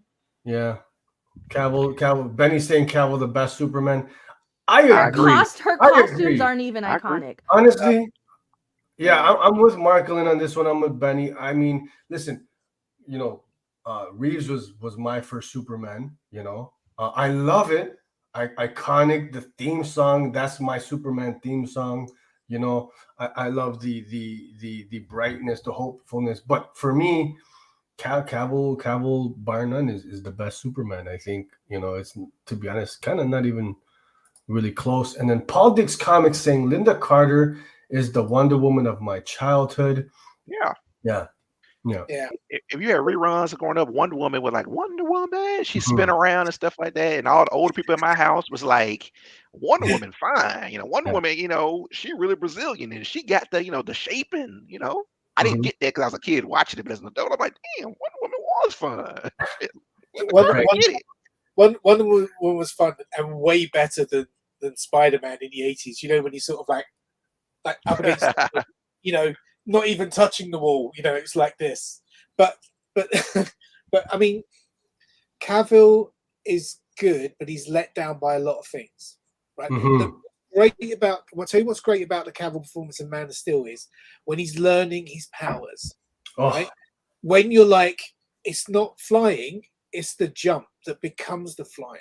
Mm-hmm. It's when he's really going for, at the end when he's going through the machine, and you go, first time I can feel this with them, and then the rest of the other stuff, when they're all punching and things are smashing through buildings, a bit rubbish. But that is when you've got to push yourself until you can break. I go, great. But then everybody in Smallville knows who Superman is in that story. No, fuck no. Sorry, but no, one person's supposed to know who Superman is, not a gazillion people in Smallville. But theoretically, they would make sense. Like, well, you know what? It's always this weird stuff happening around the Kent farm. Oh yeah, that's right. and after, to your point, Smallville, the series, because after a while, people just start coming to Clark. Well, Clark, I got this problem, and you just seem to be able to help me solve my problems. And people start coming to him after a while, like, oh yeah, I'll help you. Frank's got a comment here. It's all about Superman legacy. What are you guys thinking? Was that the one after? Was that the one that was that had? No, this is going to be the first. Oh, this is the new one. Installment in James Gunn's DCU with the Just just casted David Cornsweet is Superman, and what is the actress's name for Lois Lane? Brosnan, the lady from the Marvelous Miss Maisel. Yeah, I mean, I think it was Rachel Brosnan or something like that. Rachel Brosnahan or something. Yeah. Yeah. Well, Yeah. she's from Westworld. Mm-hmm. I mean, how important do you guys feel like? I feel like you got to get off on the right foot, man. The most iconic character, superhero, I think it's gonna set the tone for the whole DCU. But Sergio, you also forgetting it's a multiverse now, man. They can pick and choose. I'm almost willing to bet money that Cavill's gonna show up in some kind of Kingdom Come Superman. I just feel it coming somewhere down the line. 100%. I'm with you. Yeah. I think so. I think that's gonna happen. Serge, you said you had somebody in mind for Wonder Woman. I've been struggling who it could be, but Okay. going back to Westworld, Mm-hmm. she could be Wonder Woman. Right, the Oh. way she, Rachel Erin Woods? Nah. Yeah. the way she can. But hang on, in the first two seasons, she has brilliant range, and could tread that thing. Now, bear in mind, I'm not saying you take that character and you transpose it. I mean, you take the actress. Mm-hmm. I think she could do something with it unexpected. I think the person they cast as Superman is a little bit too. He would be too young looking next to Rachel, unfortunately, as far as Hollywood goes. What's their ages in real life? Because I mean, she's obviously more established person. Age doesn't matter though; it's aesthetics. Oh, it's how all they look on aesthetics, screen. yeah. Yeah, okay. Now, you guys are asking who I thought for a replacement. Yawn. She's 108 years old. Stop. It's a wrap, baby. It's a wrap. Wrong. Is that Anna de Wrong. What the heck? What's James Anna? Gunn, this is what you need to focus on. New casting, bringing Anna de Armas as Wonder This Woman. is literally going sideways. Same acting range, same age. Well, hear me out. She reminds me of Scarlett Johansson, I guess, because I watched the movie with her and Chris, what's his name, Captain America, Ghosted on Apple TV. I thought we were having a serious discussion about. But it makes sense. I mean, you said. I mean, if you watch her in Ghosted, she could be physical. Oh gosh. No, Good morning, Lucy. Because this isn't serious anymore. I'm telling you. Like I was saying, Gal Gadot is so charismatic. She's really not. She's one flat. So is Anna de Armas. They have one tone. Well, I feel like in terms of charisma, Anna de Armas is someone who can compete with Gadot on that level. Man. Yeah, but we're trying to elevate, not stay at the same level. Right. So, Elle, who would you pick? Because I'm like, I don't really care. I would do a Nubia or Yara. I wouldn't even do the same one anymore because why? We don't have to introduce her later on. You mean you wouldn't do Diana Prince Wonder Woman at all? No, I would do Nubia or Yara. That makes sense. I'd be interested in that. I don't think fandom as a whole will accept that, but I would do it. But it's not like they're like obscure non-canon characters, so it's not even like, oh, we're doing Wonder Woman's daughter or some bullshit like that. Like at least it's people who have their own rich culture within the DC universe.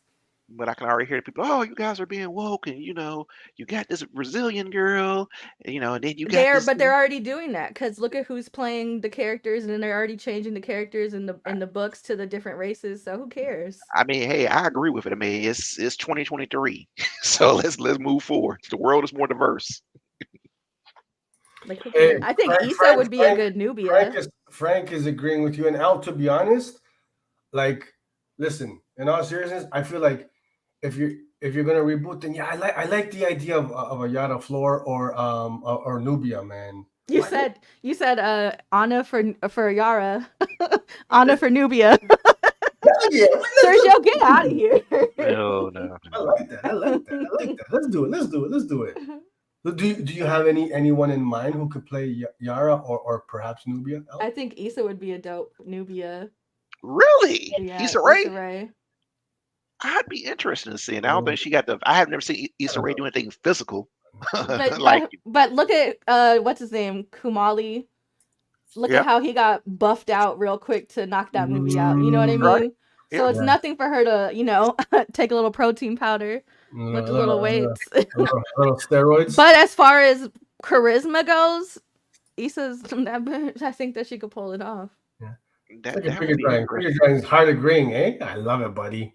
I love it.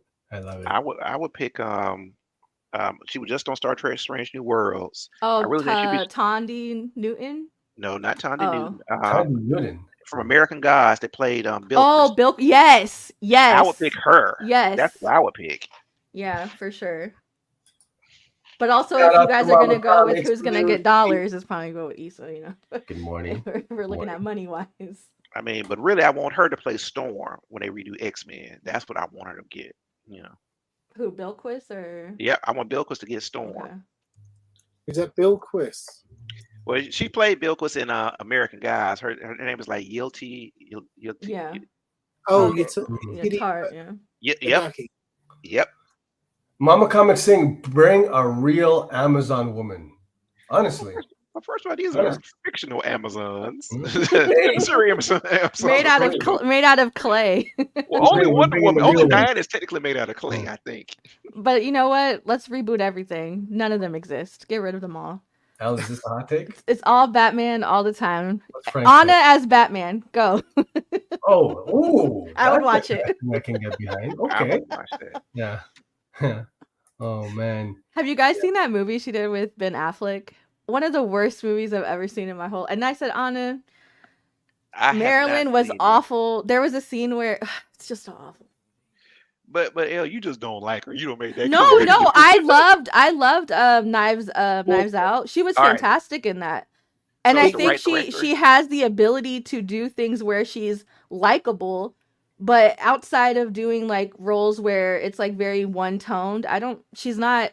Marilyn was awful. The acting in that was awful. I don't know why or how or who paid for that nomination. Marilyn was an experimental movie. I watched that with my girlfriend. I was like, "What is this?" But my girlfriend loves Marilyn Monroe, so that's why we watched it.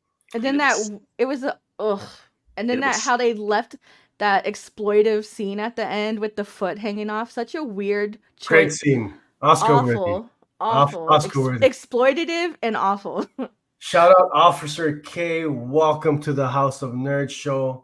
New face in the house. Thank you so much for joining us. He's saying, I think that is confusing to recast everyone in the Justice League except Wonder Woman. Confusing, especially when they are trying to clean up DC. Officer, I touched on that earlier. I absolutely agree. I feel like if you're going to reboot the DC cinematic universe, then reboot it. You need a hard reboot. I think when you're cherry picking actors and roles and characters and one or two are moving forward and the rest, I think to me it doesn't make sense. As much as I love Gal Gadot as Wonder Woman, I think you just need to start fresh, man. It's as simple as that. Man, Sergio, how long is it gonna be before we actually see a Justice League movie, man? We're gonna be another 5 years? The thing is, Marquelon, I don't even think that soon, because it was in a couple interviews where James was saying that a Justice League movie is like down the road. They're not even thinking about that right now. Like, you know what I mean?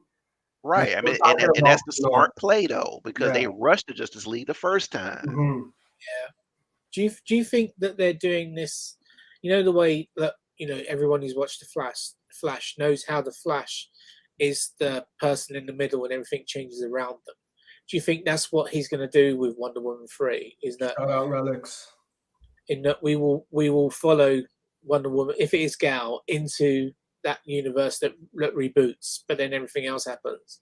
I don't know, but I think, to be honest, I always thought of DC over the decades, going back 40 years, because of the way the graphic novels that I'd read were in. They felt like different parallel universes anyway. They were different multiverses. So I always thought every time they just redid Batman or every time they redid, Superman or whatever, it was just, hey, we're going to have another go at this. So they should do the whole lot again anyway. I don't, Yeah, I don't agree. Need to worry like with Marvel. They've got something already tied into place. Why was young Barry so dumb in the movie? Didn't that bother you, Elle? No, it didn't, because he's the antithesis of the Flash that we know. He's literally the opposite. So he's young, dumb, unexperienced. He's never experienced tragedy. He's never had to be an adult. He's never had to man up. So it didn't bother me because that's what he was supposed to be, young and stupid.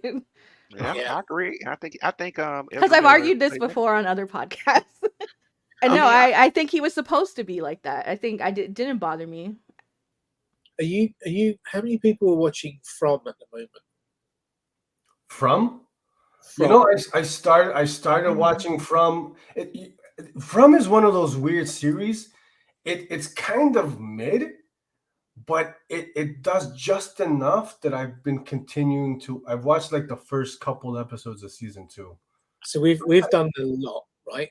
And what I'm about to say won't spoil anything because this character, as you experience them, are in the first episode. There's one character who's old. When I say old, he's older than I am. Mm-hmm. But he lived in that world since being a 12-year-old child. I'm making that figure up. He might have been 14 or might have been 11.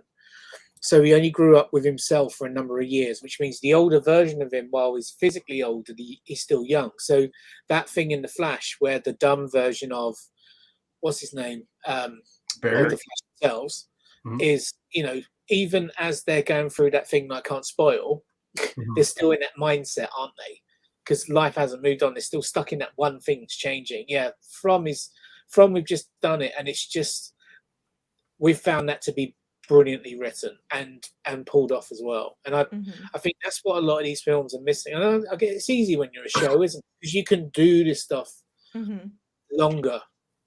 But I think that's why you need to, with these films, just think about the film you're in. The original Superman opens with something that's going to set up Superman 2.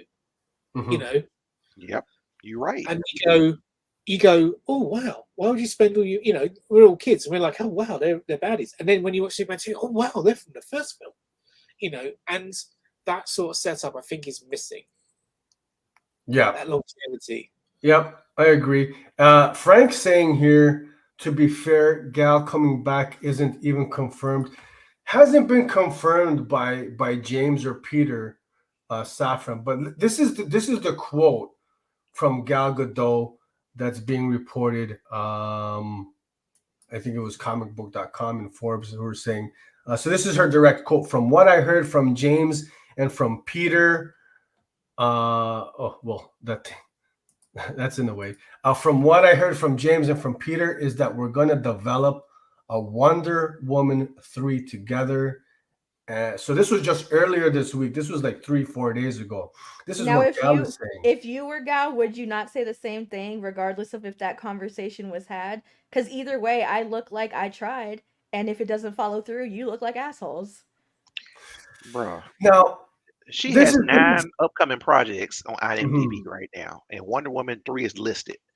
Gal Gadot is making money. She ain't worried about Wonder Woman. But why even make the statement? Like, it's a statement that didn't need to be made in any capacity. She decided, let me release this statement. Like it was for no reason. She decided or her team decided? Is there a video? Well, that's what I'm saying. Well, you guys are saying Gal said it. I didn't say Gal said anything. Sergio saying that. This is what's being reported.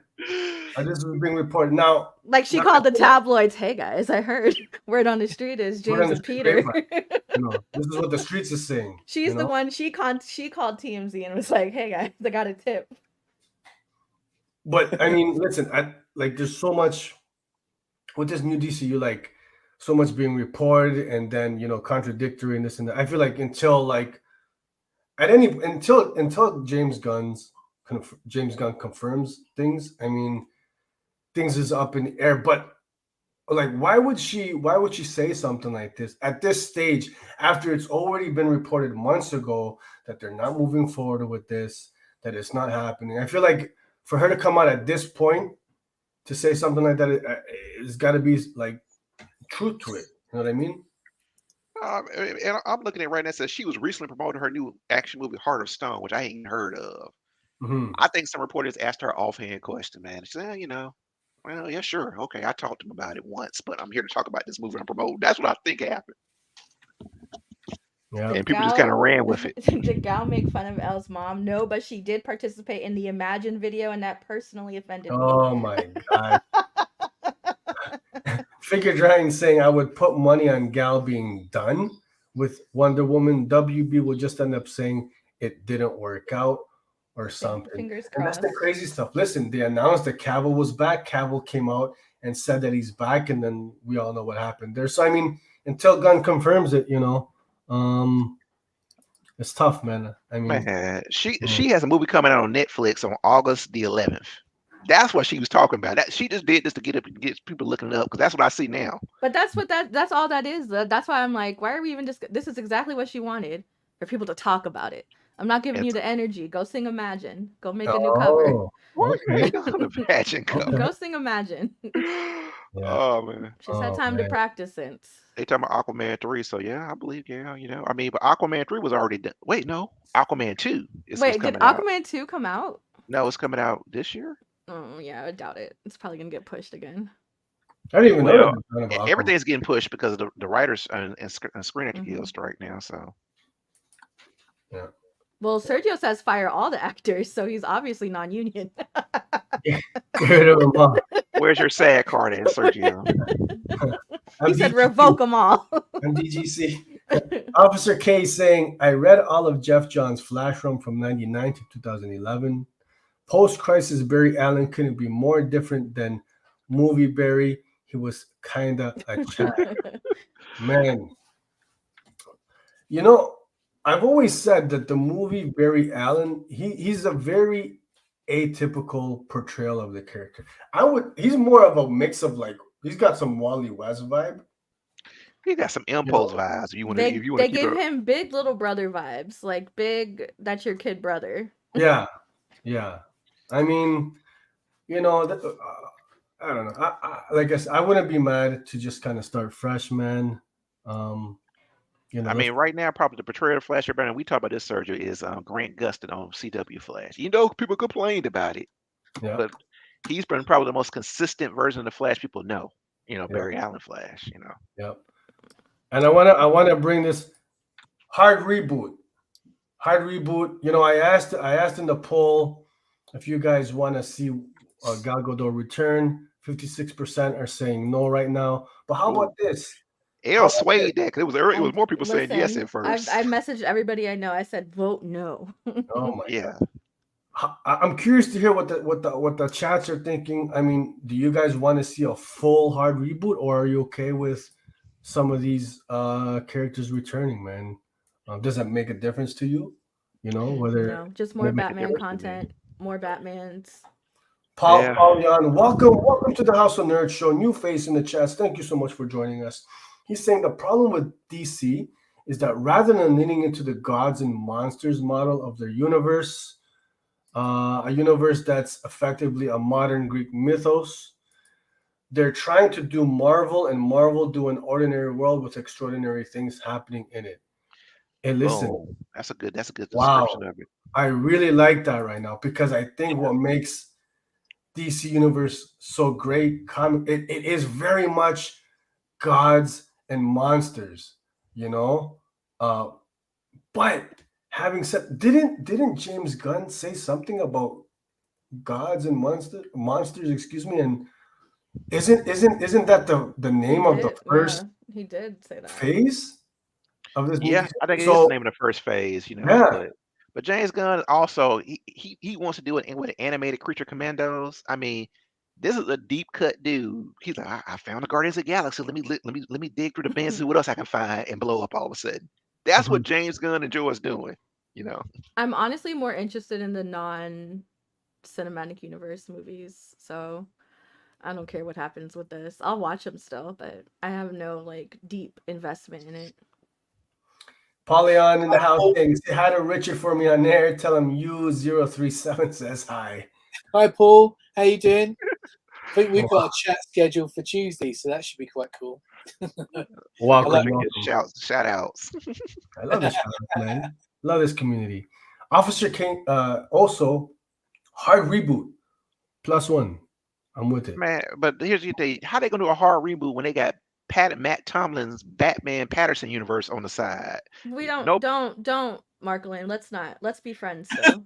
you know I don't like that. I mean, I watched it, but I was impressed by Patterson. That's why I said let's keep it separate. Let's let the intellectuals have what we have, and then all y'all nerds have the rest. Adapt Specifically Reptilian. Somebody adapt Reptilian. Specifically I Pattinson. would pay. I'd go to the theater for that. I would. I'd pay IMAX. Absolutely. Figure drawing saying, I've said that forever. It's a cop out, and yes, portraying godlike characters is arguably harder than what Marvel does in general.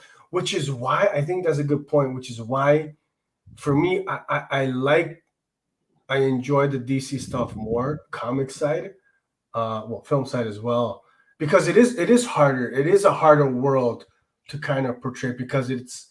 I mean, we're both talking about like mutants and superhero characters, but it's almost, I would say, harder to.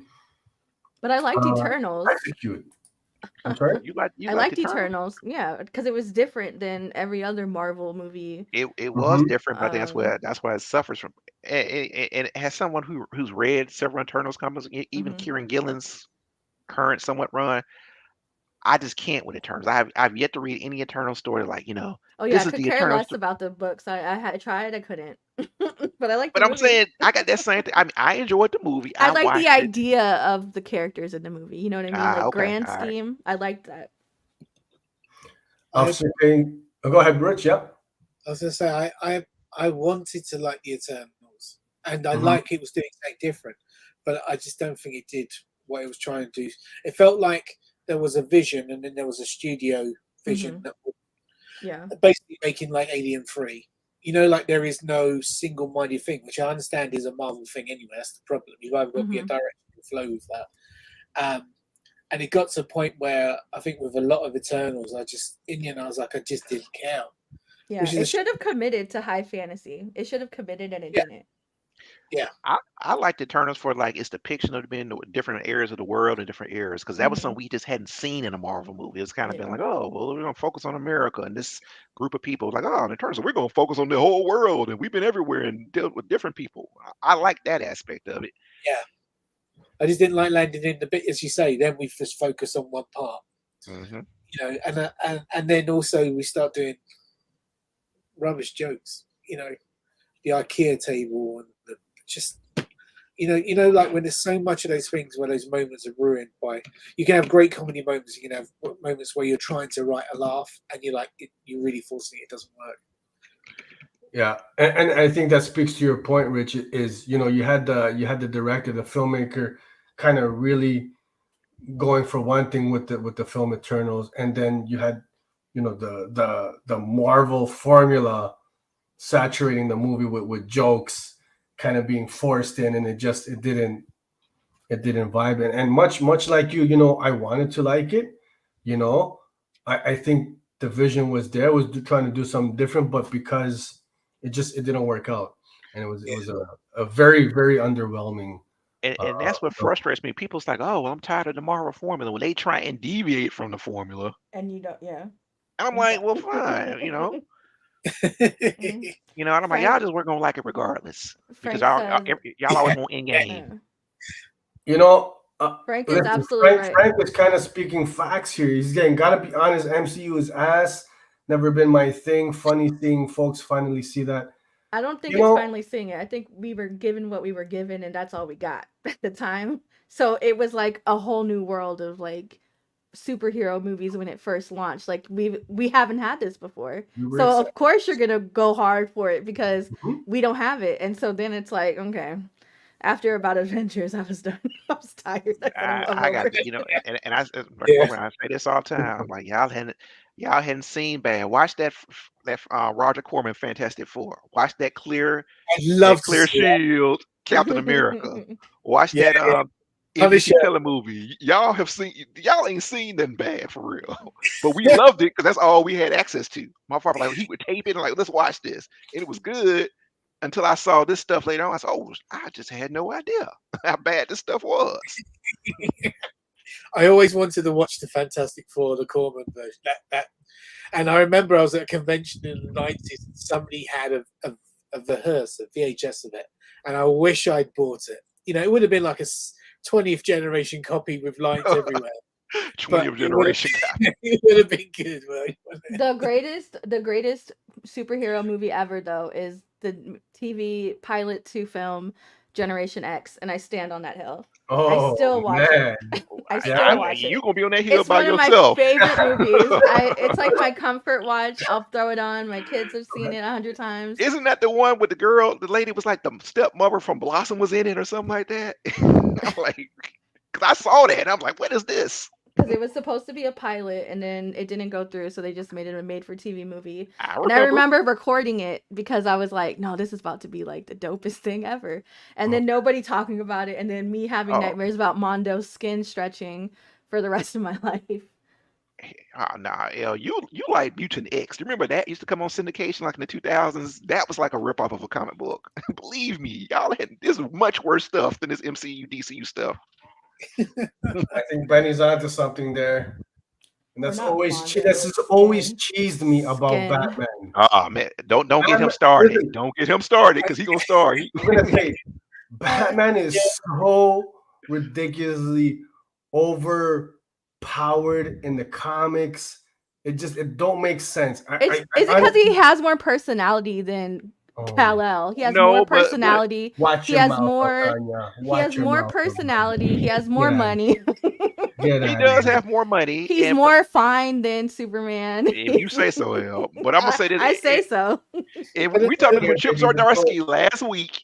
Batman falling from the moon and surviving and walking off was ridiculous. But he's Batman. It's Batman. But it was ridiculous because I told Chip, I said, man, Ridiculously awesome stop because reading he's this. What Batman. That's something. Anytime Batman is in amongst the Justice League and they're fighting superpowered villains, and I'm like, dude, you'd be dead in 5 seconds. I'm sorry.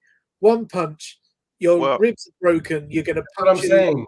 And that's what somebody said last week. And Benny J said, he said, Benny J, so let me just straight. So Batman can ride with the Justice League and survive that.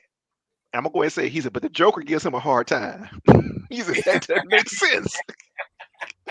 I've had this argument with him on Facebook several times. I was, the Joker's crazy and da-da-da-da, he's unpredictable. He said, but still, this man can survive a hit from Darkseid.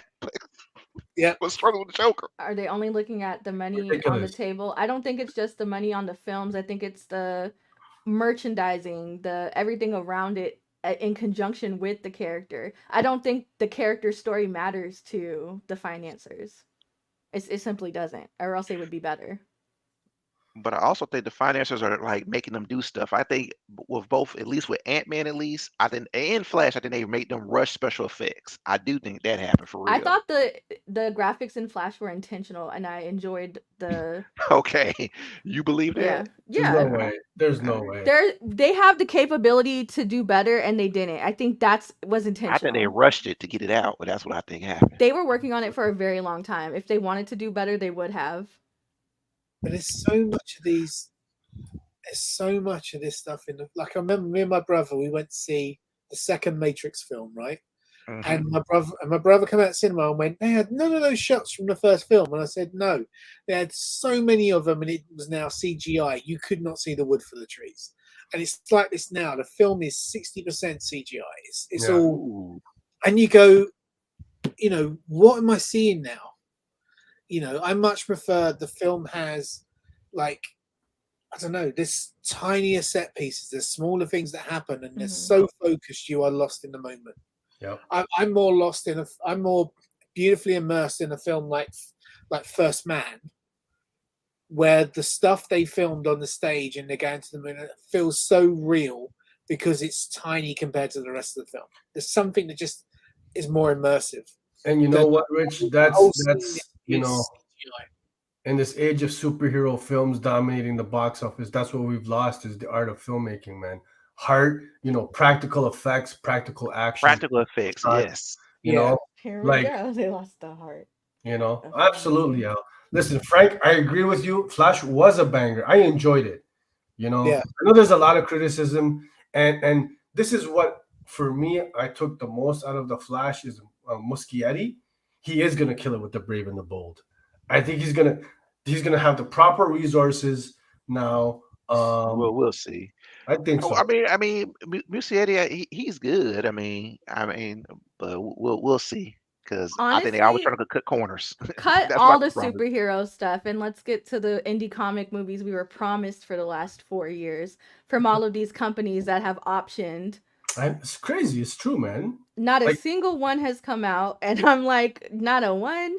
Even Image or DC, you guys have smaller titles that they've been promised. So when it comes to like Justice League and the big three, I do not care anymore. Release the movie. I don't care about the who's in it, the marketing, none of that. Like, show me something I haven't seen before. Show me a story that's endearing that you've been saying you were working on for the last 10 years. Can I give you one, Elle? You know, and it's coming, but not in what I was hoping for personally. Anyways, which is being developed as an Amazon Prime animated show by Scott Snyder from Image. Scott Snyder, right, from Image, right? I mean, which is cool, but I really feel like that would have worked so well as a live action series, man. You know. You said it's gonna be animated. Animated, yep. What do you got there? I mean. So 𝐬𝐿topia is going to be a season. It's going to be a series, isn't it? And I've read 1.5 of these so far. I'm loving it. I can't wait to see what they do with that. It's pretty cool, yeah.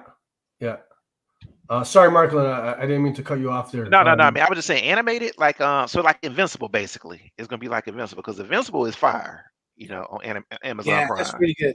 Yeah. Invincible was cool. Yeah. Hey. There's a question in chat. There was Figure Drawing was asking, do you feel lost in the CGI from Guardians? I mean, for me, I want to be immersed in something, and I think Guardians, even then, as much as I like the film, I'm not immersed in it because again, it's too much. I mean, to be honest, I got halfway through the X-Men special and switched off because I was like, I don't care. But the third one, I enjoyed the film, but yeah, I'm not. Right, there's one film in my entire life where, and it might have just been, it was a new form of cinema. They'd started to introduce the View cinemas for the first time, which was Warner Village when it first came in here in the early 90s.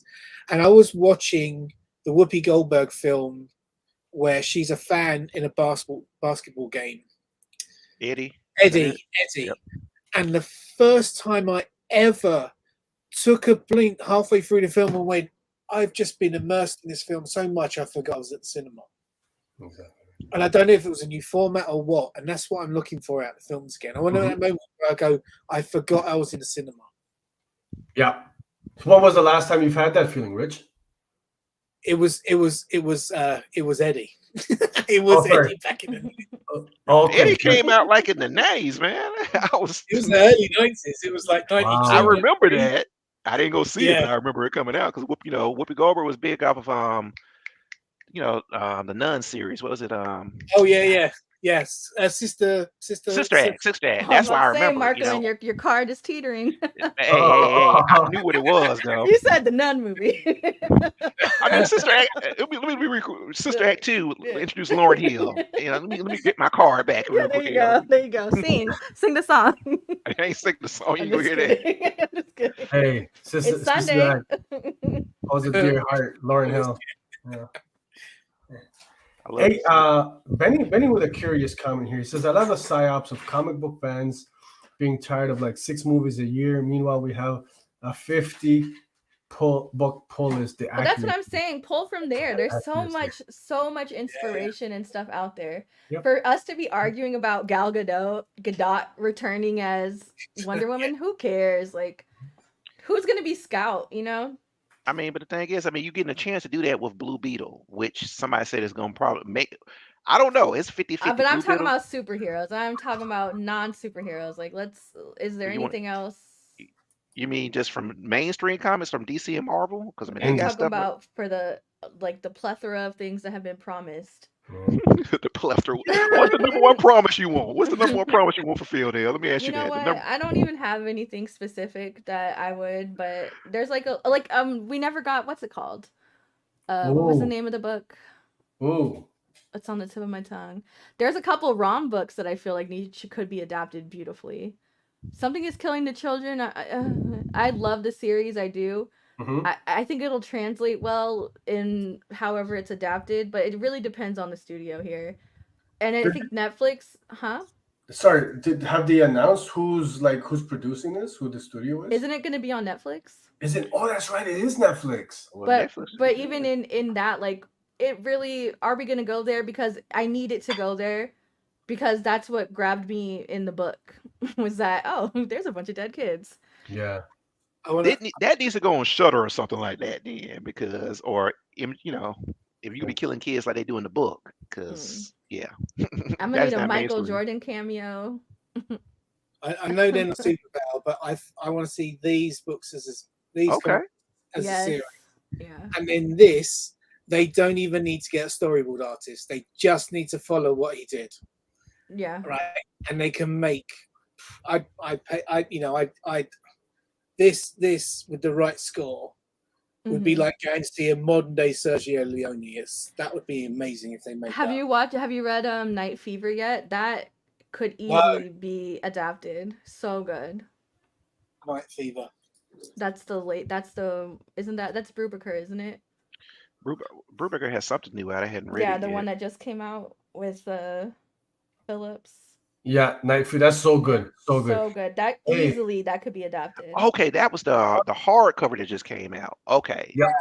That's why I didn't pick it up, because I was like, oh, hardcover money, different kind of money right there. Now, Al, you're talking about indie stuff, but Philadelphia, okay, like. But my thing with the Philadelphia, I'm conflicted about it, because, you know, Sergio, you know me, the backstory, the lore, and all the different things that all make Philadelphia what it is, I'm gonna need a little bit of everything. I don't just want Philadelphia proper. I want the backstory of the wolves. I want the backstory. So, like, I'm gonna need them to draw from all of that stuff, not just. I mean, I agree. I mean, but and you know, first of all, Rodney Barnes is going. I think he already had a deal and work with HBO once we get past these strikes and stuff like that. And you know, because Winning Time is coming on HBO tonight, so you know, I think he like, look, y'all need to fill a gap with Lovecraft Country. Y'all fumbled the ball on that. I got something for you. Let me run with this. And I think Elle's right. Just do all of it. I got a question for Frank and anyone else who's read Philadelphia, Marquelon, Elle, Rich. I don't know if you read it. Where Philadelphia the story has gone, really, you know, with all these massive elements, you know, universal kind of battle of good and evil. Will it work as a live action adaptation, considering where the series has gone? Oh yeah, I think even within its own arcs, I think it's perfectly sectioned off as seasons, and I think that's what makes Rodney such a great writer, because he does have television experience and movie experience. So it was very purposely written to me in parts that are consumable, and so I think one arc is a season would be perfect, and it gives them enough time to even introduce the side quests, really, and to introduce some of the characters introduced earlier on, so that we have a better idea of these, you know, other characters earlier, before, you know, in the comics. What do you think about I like the first arc? I feel like it could be very dark and grounded, something like a Daredevilish feel, obviously with the supernatural vampire element. But then I kind of see having a Sandman vibe, you know, as it goes on. We gotta get gritty. Training Day meets True Blood. So honestly, it has to be gritty. It has to be. I don't want any corny. It has to be real HBO Sopranos level shit. I don't want to see no soft Vampire Diaries. No, I mean, you definitely not gonna see the Philadelphia show, because Philadelphia is probably one of the most violent vampire books I've read in my life. You know, when they get you, they get you. Yeah. And see, this is where I was kind of going with the question, you know, with the grandiose story where it's at right now, you know, it might, because Elle, if you're wanting, and much like me, you know, I want that kind of that gritty, that dark, you know, I don't know that'll work with the later arcs, right? So it might need to be tweaked, but I think it could have. That's why I said Training Day. Like, you could have elements of humor in the darkness, but I need for the tonally, it needs to be dark. It needs to be gritty. It won't. I don't think it could work as something campy. It's not campy. Mhm. No, No, definitely not not. at all. Not at all. Go on, you go. Go on, I Michael. would say even he just said Nita Halls. I mean, even that's as Elle deemed it side quest. That first Nita Halls arc where the dude got possessed, it was like the dude was killing people as a demon. I was like, what the Oh hell no, is this? fantastic! And again, I like even the Substack ones. I'm a subscriber. I like all of it, but I just think for the sake of the show, I want it is going to come off as a side quest. Like it's not going to be the main storylines. But yeah, I think it all needs to tie in together. I think that'd be dope. I've not read Philadelphia yet. That's saying that's a wrong I intend to write. But if from what people are saying, it might be too heavy and too dark. I still think Elle's right. It needs to have that gritty reality nature to the way it's done. Nothing glossy, nothing comedy. But there's no reason why you have to see the thing happen. Yeah, for sure. You feel the weight of gravity, and then there's a slam cut to the next thing, and your brain goes, "I know exactly what's happened to them, and fuck me, that would hurt." What do you guys think about Stephen the Knight producing a Philadelphia television series? He's got that great action sequences, like he did Spartacus, right? Exactly. He's my man from Spartacus. Yeah. Yeah, he did the first season of Daredevil. I would prefer Stephen Day. Thank you, Marquelon. Marquelon, how do we boot guys? Is that it? Can we? I don't know. You in control. What was that? Do you want to repeat that? I'm going to clip that. Oh my God! Frank saying Netflix owns the rights to Boom Studios. Okay, so Netflix has Boom, and they have Mark Millar stuff as well. That's crazy. Because does that mean they're buying them individually, or because they have a stake in Boom or something? I'm making this up. Does that mean they have rights to pick up the things automatically? I think first to refusal rights, something like that. Yeah. Oh yeah. I because I love Paper Girls. The series is fantastic. The comic series is fantastic, and I tried to get into the TV series as much, and I just couldn't. And perhaps it might be I'm not, but it might just be I'm just not audience for it. But I felt like I could easily tap into what they were trying to do with the comic, and I don't know. It's like there's certain series at the moment. Like I love the film True Lies, right? Brilliant film. I've started watching 10 minutes of the TV series, and you don't like it, do you? Oh man! Oh, even the trailers make you want to.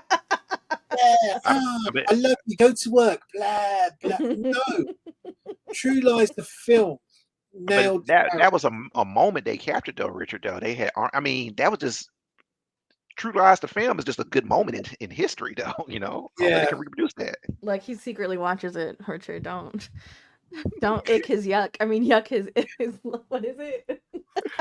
Hey.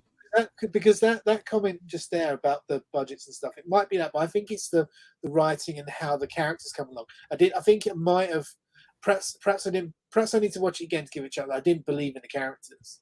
But there was another show. What's the Japanese animation show? Cowboy Bebop. Yeah, right. Loved the animation of that, and I was like, I'm all in on the TV series, and got about 3 episodes in, and I was like, and I just didn't have the energy and all the stuff the original animation had.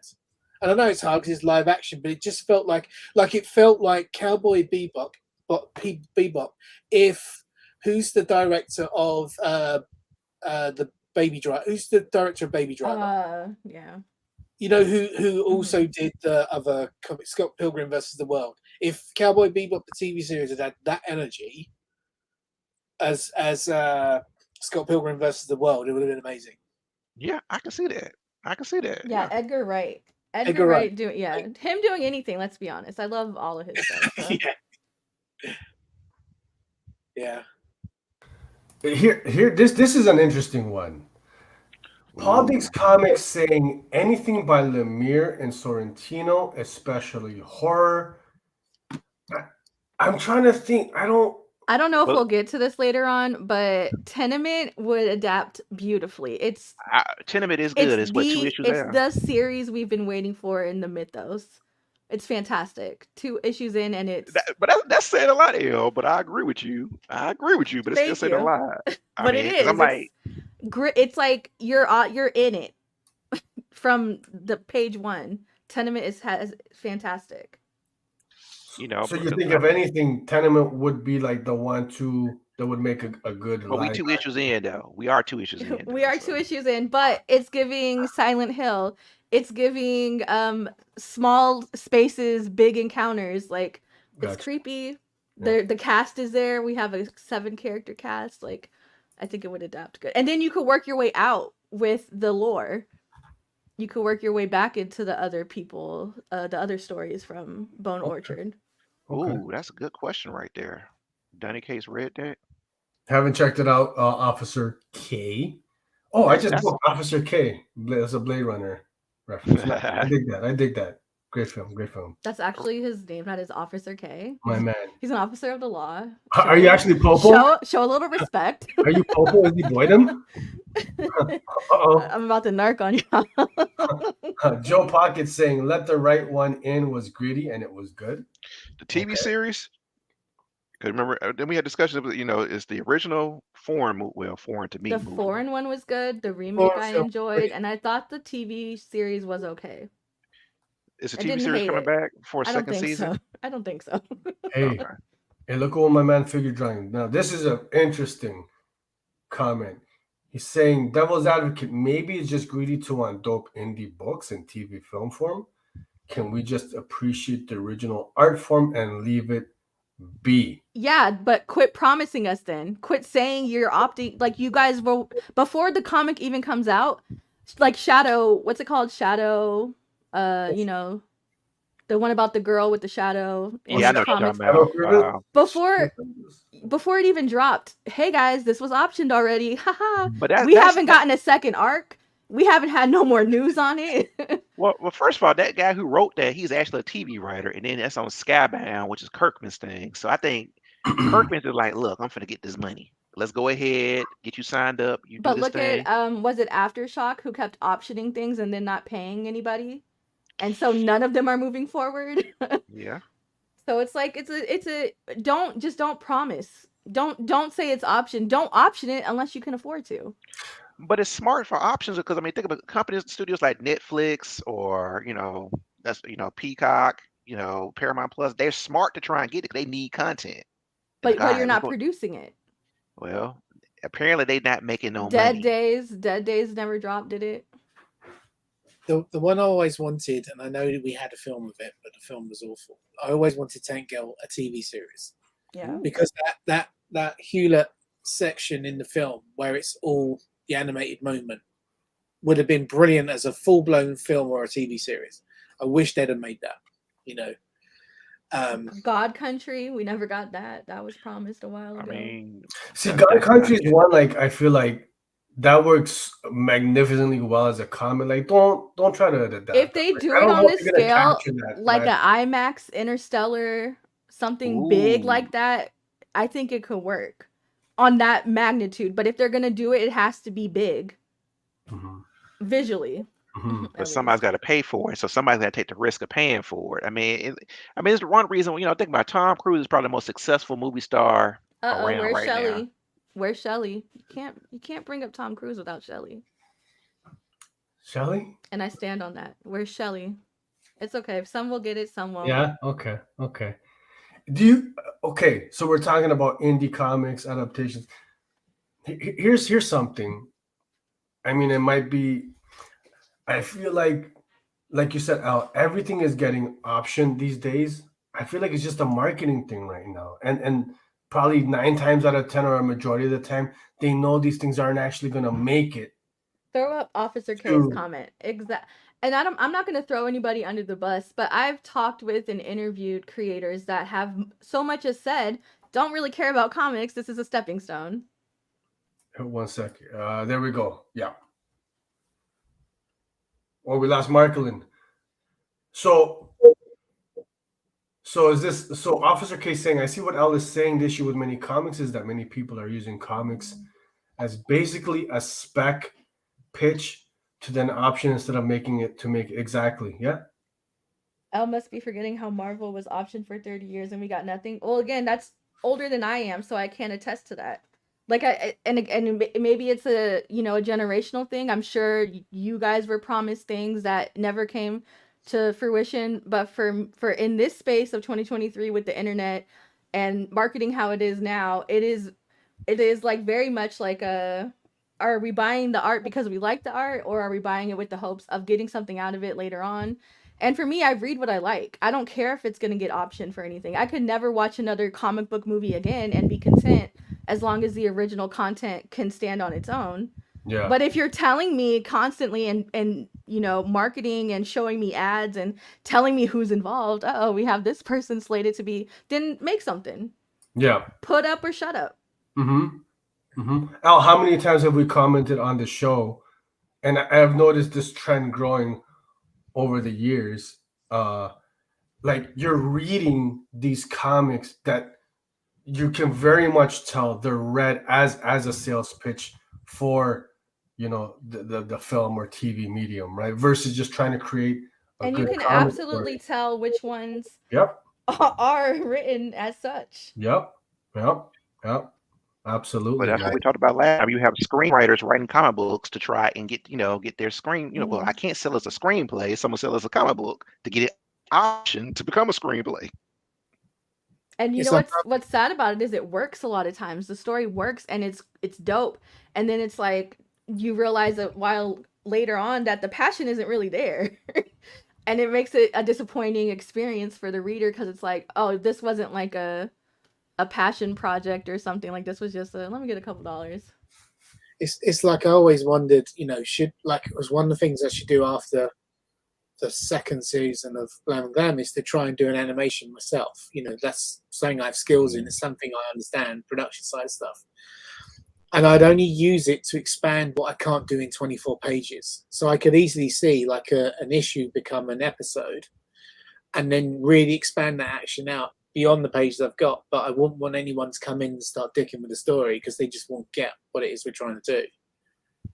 And yeah, so I think if people are writing stuff to turn into films, they've got to find a way to turn it into films or TV series themselves, not rely on somebody to walk in because they'll just potentially strip out everything you're trying to do to make something. Which happens all the time. Yeah. Yeah, exactly. Something to fit a mold, and we're not interested in that. You know, think of the stuff that's different out there, and you go, that didn't fit the mold. I really enjoyed watching that. Yep. Hey, I just want to shout out to Paul Diggs Comics, man. It was great having you in the chats. Enjoy the rest of your Sunday, man. And then Figure Drawing asking us a question here. Any of y'all hype about the first Slam Dunk? It's in theaters now. I've heard very good things. The director did the Slam Dunk manga back in the day and eventually Vagabond. Can't say I've heard about it. Really? I thought you were a big manga reader. Oh, massively, man. Massive. I'm sorry. Are you familiar, Al? I'm familiar with the IP, yeah. Okay. But I'm not going to see it. I'm not a movie theater person unless it's Barbie. Batman. Wow, Marquelon. Unless it's Barbie. You told us. You was like, you were the first person to tell me I'm going to see Barbie. Oh, absolutely. And I'm taking my daughter next week, and I was just waiting for the people to go back to school, so I don't have to deal with stragglers. So you just want to be around people. That's what I don't want to be around people. Okay, I get where you're at now.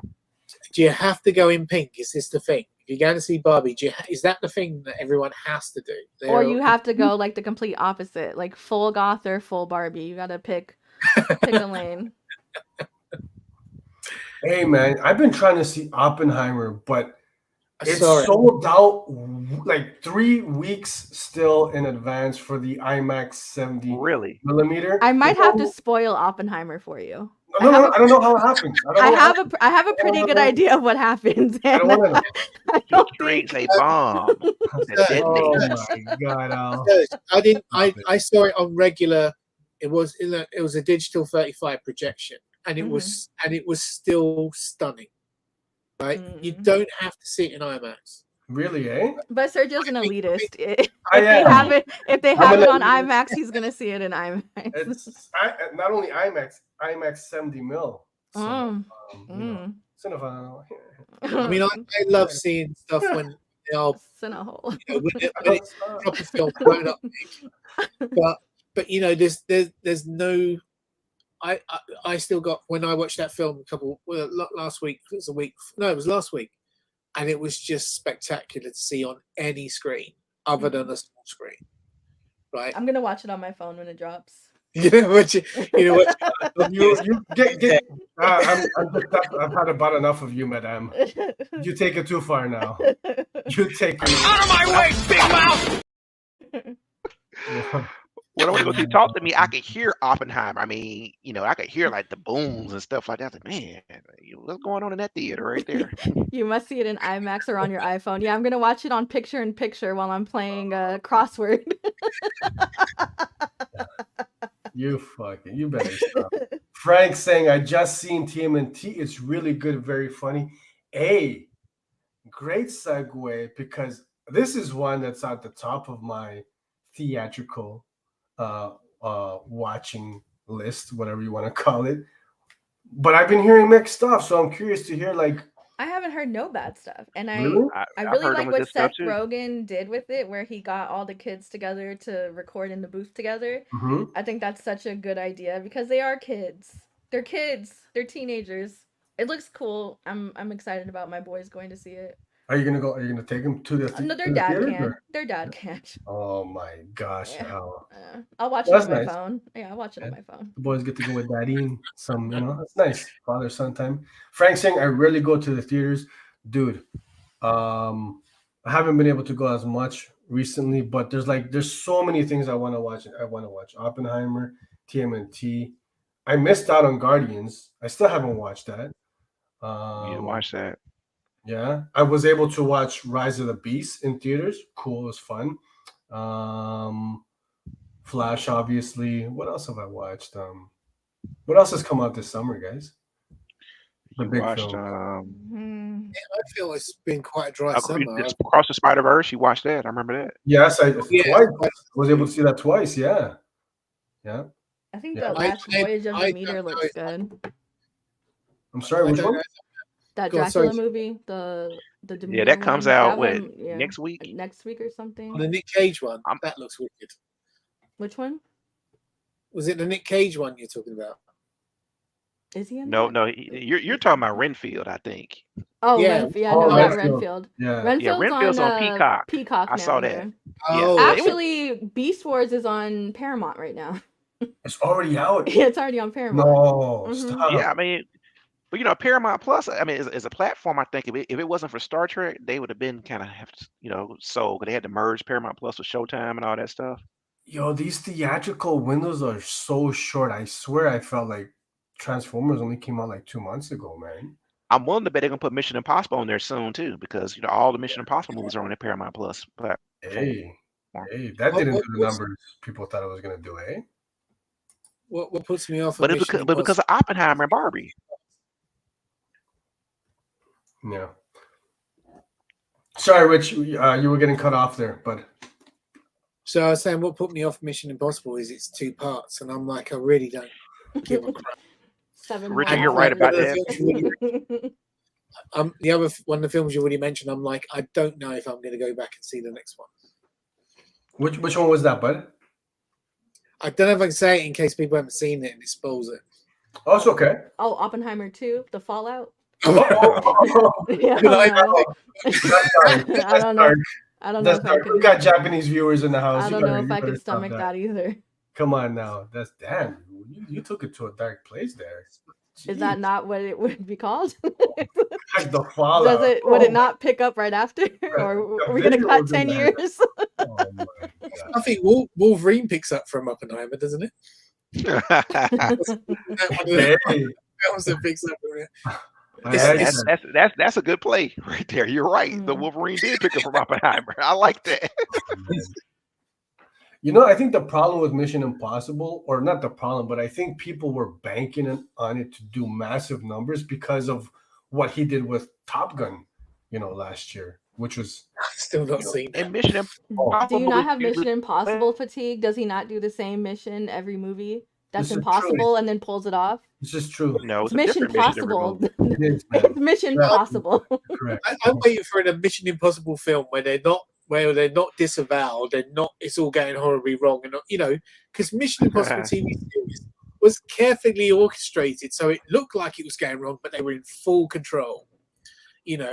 And every single film, I love Mission Impossible 1, but every single film since then is they're disavowed or they're the bad guys. No. I like this comment here from Officer K. Mission Impossible Dead Reckoning Part 1 stands well on its own, as opposed to other 2-part films. I thought Doom Part 1 did well on that too. Hard to agree on Dune. I haven't seen Mission Impossible yet, but Dune, even though it's clearly part of like a trilogy or 4 films or whatever, it stands alone perfectly on its own.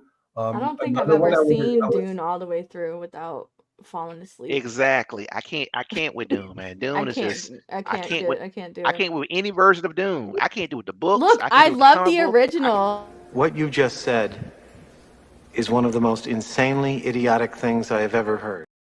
Yeah, I like the original movie. I even read the books before, but it's this one. I don't know what it is. I don't You know were if it's good just. when we read the books, I love the first. I love this new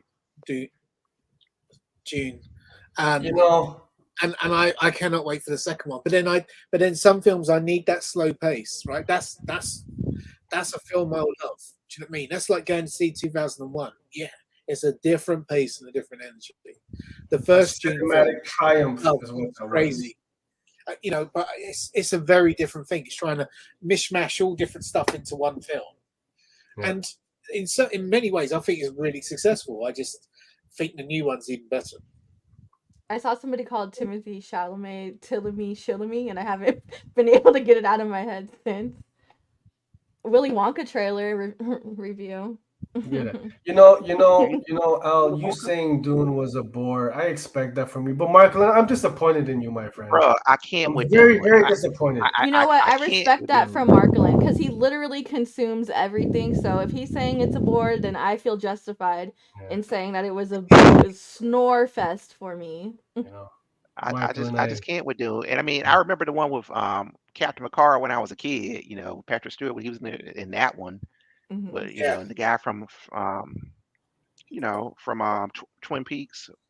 Mhm. But it's like I couldn't even finish that one. Then it's like I remember the Sci-Fi Channel had their version of Dune. I couldn't do that. You know can't what do it the comic is? books, I can't do the think book. it's them pitching it as like this big saga is stressful because it's like, oh, here we go, 3 hours, 3 hours, 3 hours. You know what I mean? It's like I don't know. No thanks. For me, there's something to be said about a well executed slow burn. This is an intergalactic drug dealing movie. Okay. Yes, that's what it is. They dealing drugs. One gang is attacking another gang. He said, "You want to get high? Let's go to this planet and get our product. And now these other people finna attack us on this planet and take our product from us. They afraid we finna take over the game. I'm sorry, there's no way that these navigators taking that amount of drugs are going to land exactly where you want them to go. In the other side of the fucking galaxy, for all you know. It's like when the coke washes up on the beaches. It's like, where'd it come from? Nobody's gonna claim it. Nobody's trying to get in trouble for it. Hey, Rich, do you wanna do your giveaways for these amazing prizes that you've got for your Kickstarter backers? Did you manage to get a spinner working? I did not. I don't know. Al, did you? There's one I can put a link into our private chat. It's got a spinner in it. Okay, cool. I don't know if it's any good, but just punch in the numbers. We're at 205, and then what we'll do is if there's any, when I check what's been drawn, sometimes some backer numbers have dropped off. So basically, the way it works is we'll pick your backer number, and if you've already backed, you get the prize. Cool. So we're at 205. You said, Rich? Yeah, 205 backers. Okay, and you know what, Rich? Why don't I'll give the folks who are watching one last opportunity to enter the giveaway. Rich, why don't you show off the nice? Actually, something I realised is actually we got to take the number of backers up to 209 because while it says 205, because 4 people have dropped off at some point. Okay, so 209 is the backer numbers. Sorry, you had a question. It was for me to show what we got. Yeah. Yes. So, folks, enter the giveaway for these great prizes, courtesy of Richard Morgan. Back his Kickstarter for Blam Glam 7. Link in the description. So first of all, we've got the ink sketch which we did on the chat earlier, which is my interpretation of the Red 5. Red 5? I mean Star Wars. Red 7 cover. We've got the oil painted spare that I did, which is a real oil painting on a real comic cover. We've got the Vampocalypse, which I'll do a little drawing on top of, and then Tremors is a brilliant film. And then we've got the Sex Cells cover that I did as well, drawing on them as well. Oh my god, Marquelon, what the fuck was that? He said that's a cover to keep in the drawer. What was the cover? that was priceless. I'm gonna clip that. And for whoever the winner is, I'm gonna throw a copy of this gorgeous, sexy Blam and Glam issue number 5 exclusive, provided by Rich. Rich man just absolutely killed it on his very first House of Nerd exclusive. I'm gonna throw in one of these bad boys, limited to Canada and US residents on this one, folks. Unless international winners, if you want to pay the difference in shipping, then I'm all for it, man. We can do that as well too. I'm happy to work with the winner on that one, man. Super dope. Look at that baby. House of Nerd got their own exclusive cover, man. Living the nerd dream. Okay, so Rich, are we okay to keep it at 209 then? Let me just hit refresh. Yep.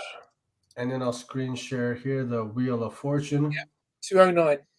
Okay, so let's screen share that bad boy. And how many did you want to do? Just the one winner then? Is that, or how do you want to do it, bud?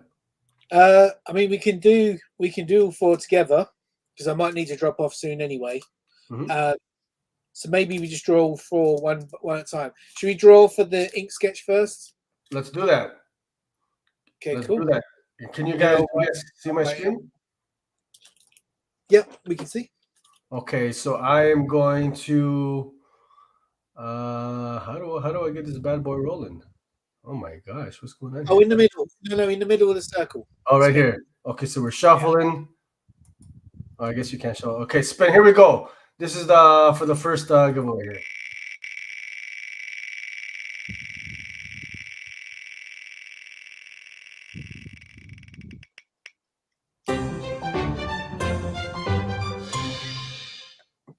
Right, so let me check there. That is somebody still got a backing. Almost there.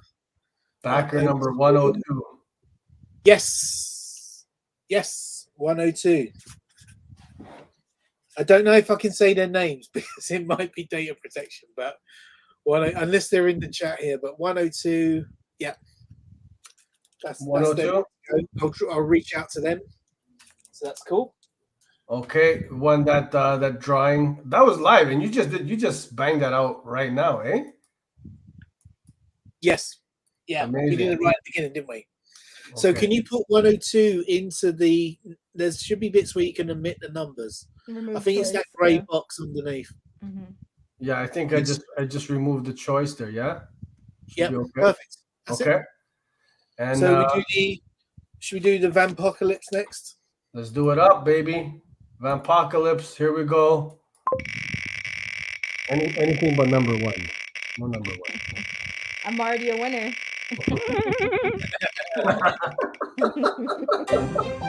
187, baby. Not 187. That's offensive. Sorry, Officer K. Sorry, Officer K. 187. Hang on, give me a sec. 187. Go ahead and say the whole line. Yeah, 187. On a who? 187's good.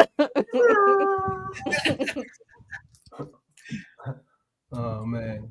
Okay. Congrats You do to number 187. And then let's do the remove choice, and then the sex cells cover. Come on, Marquelon. This time Don't throw me into this.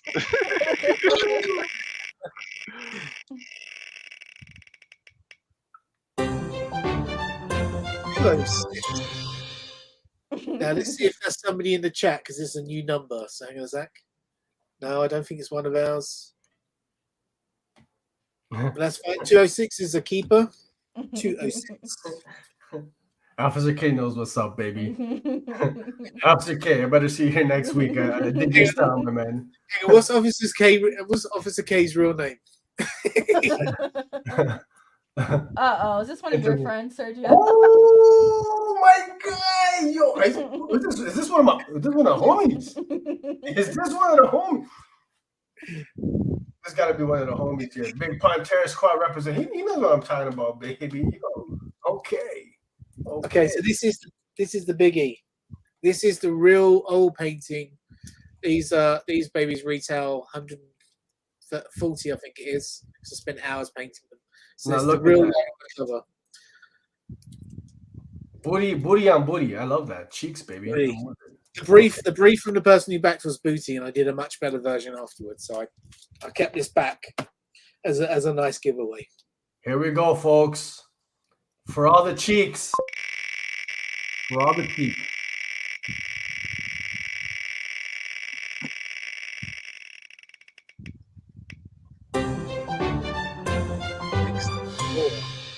Look, 64. Oh, so close to 69. Yep, I know 64 is. Congrats. Congrats. Not on this chat, but yes, we've got a full suite. So we actually drew numbers where people were still backing. Fantastic.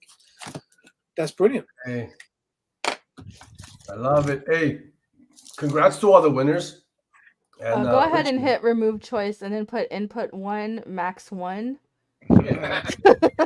Get out of here. I'm gonna just, how do I highlight this comment here? I just, there you go. Boom. Terra Squad, baby. What you gonna do when Punk comes? All right. Oh, man. Hey, listen. Show's not over yet, baby. Show's not over yet. And while we're doing the giveaways, Rich, let me know. Hit me up. I guess we can try to figure out because we got 4 winners there.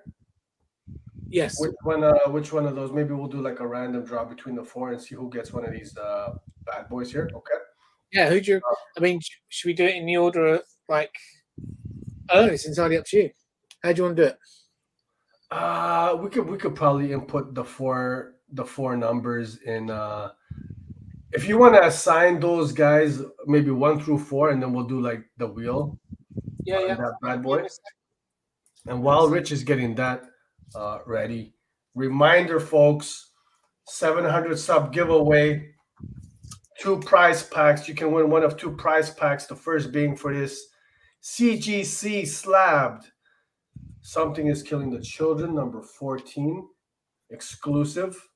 I believe the artist name is Christina Kalita, who's been burning up the cover game lately.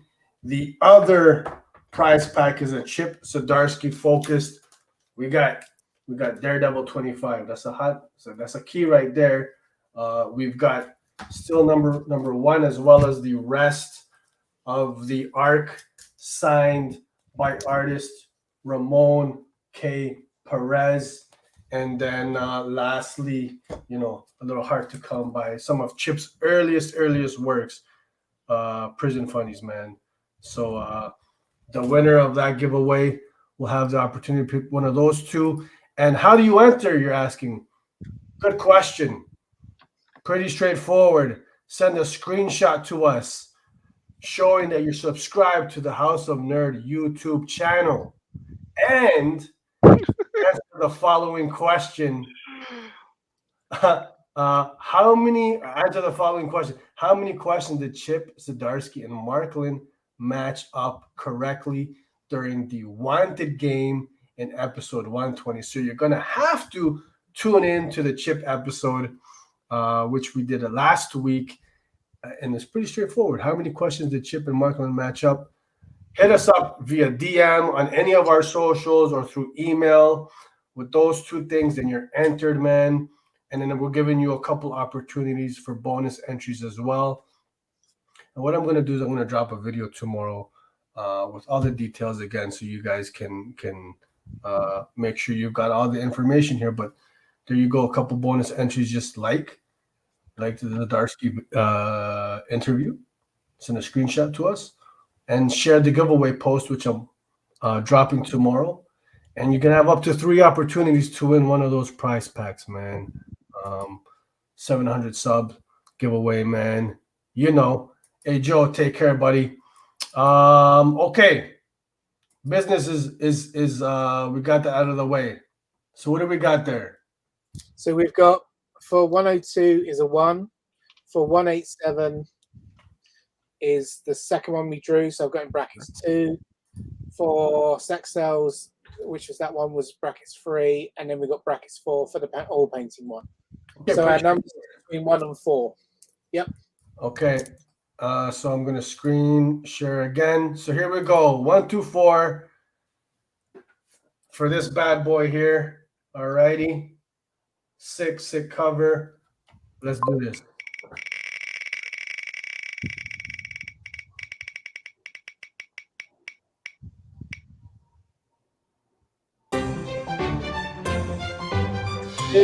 Which is the person who won Vangpocalypse, which is number 187. 187, baby. I can tell you where they are. Well, I can tell you the country they're in. 187. Singapore.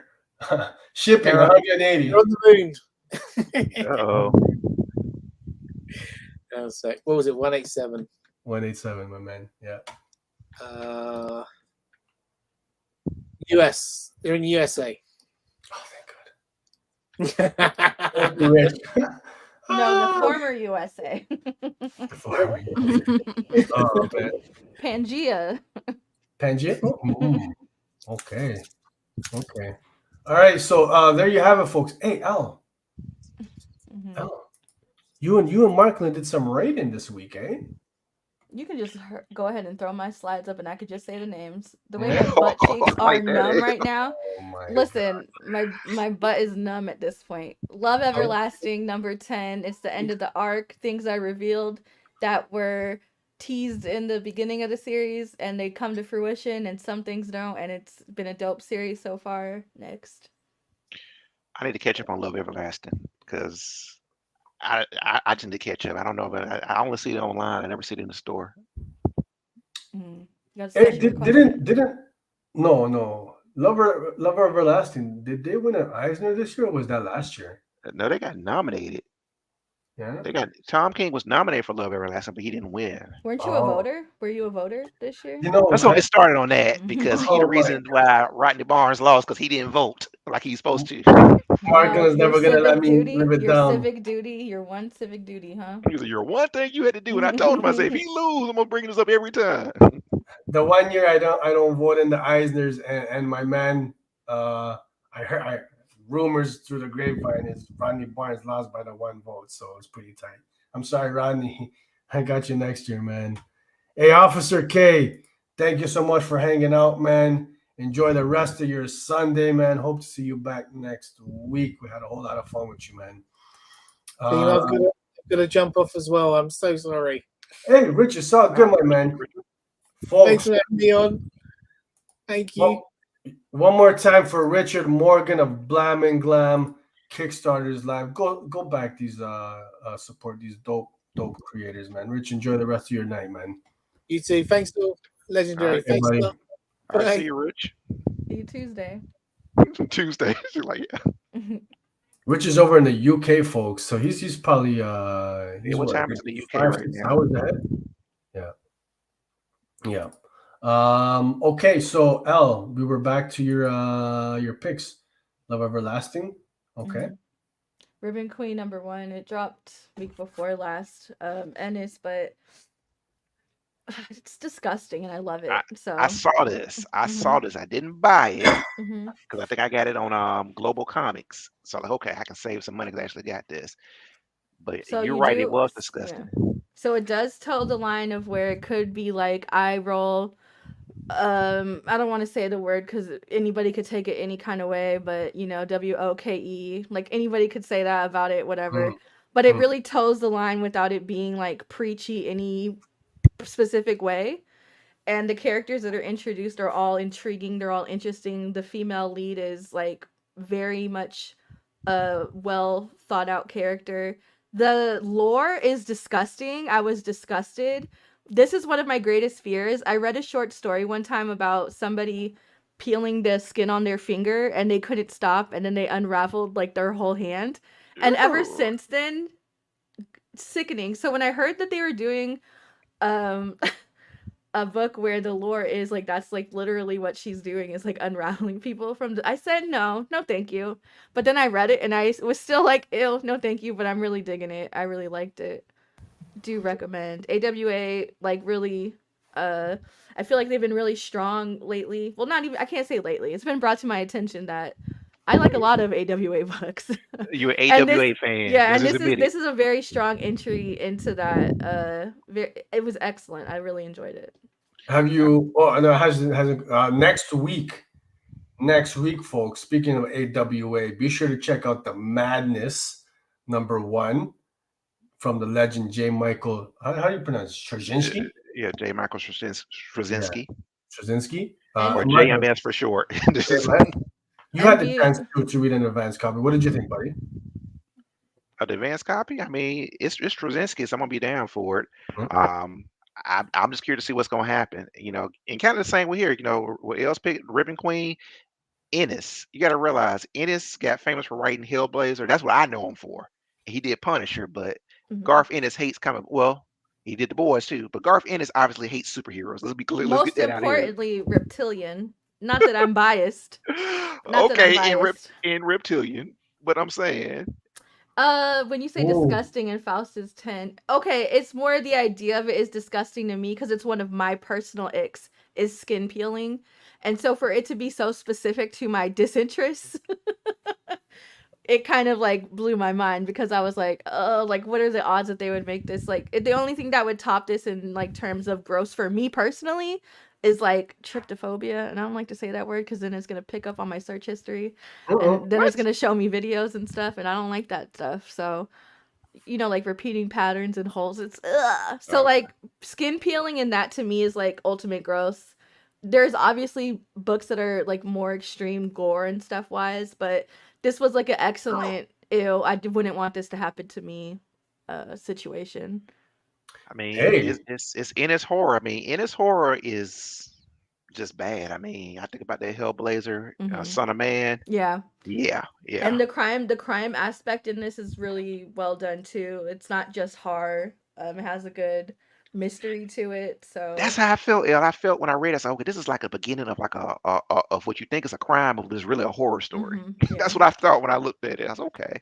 I love Uzumaki. I love Junji Ito. That's my one that's my one okay. My one pass. I don't know if you guys saw the new trailer that they dropped at the San Diego Comic-Con for Uzumaki, but it looks like it might be finally coming out eventually. But yeah, Ribbon Queen was great, and also AWA is dropping like a hardcover special edition of Fight Girls, Frank Cho and Right. Sabine. What's her last name? Rich? Is it Rich?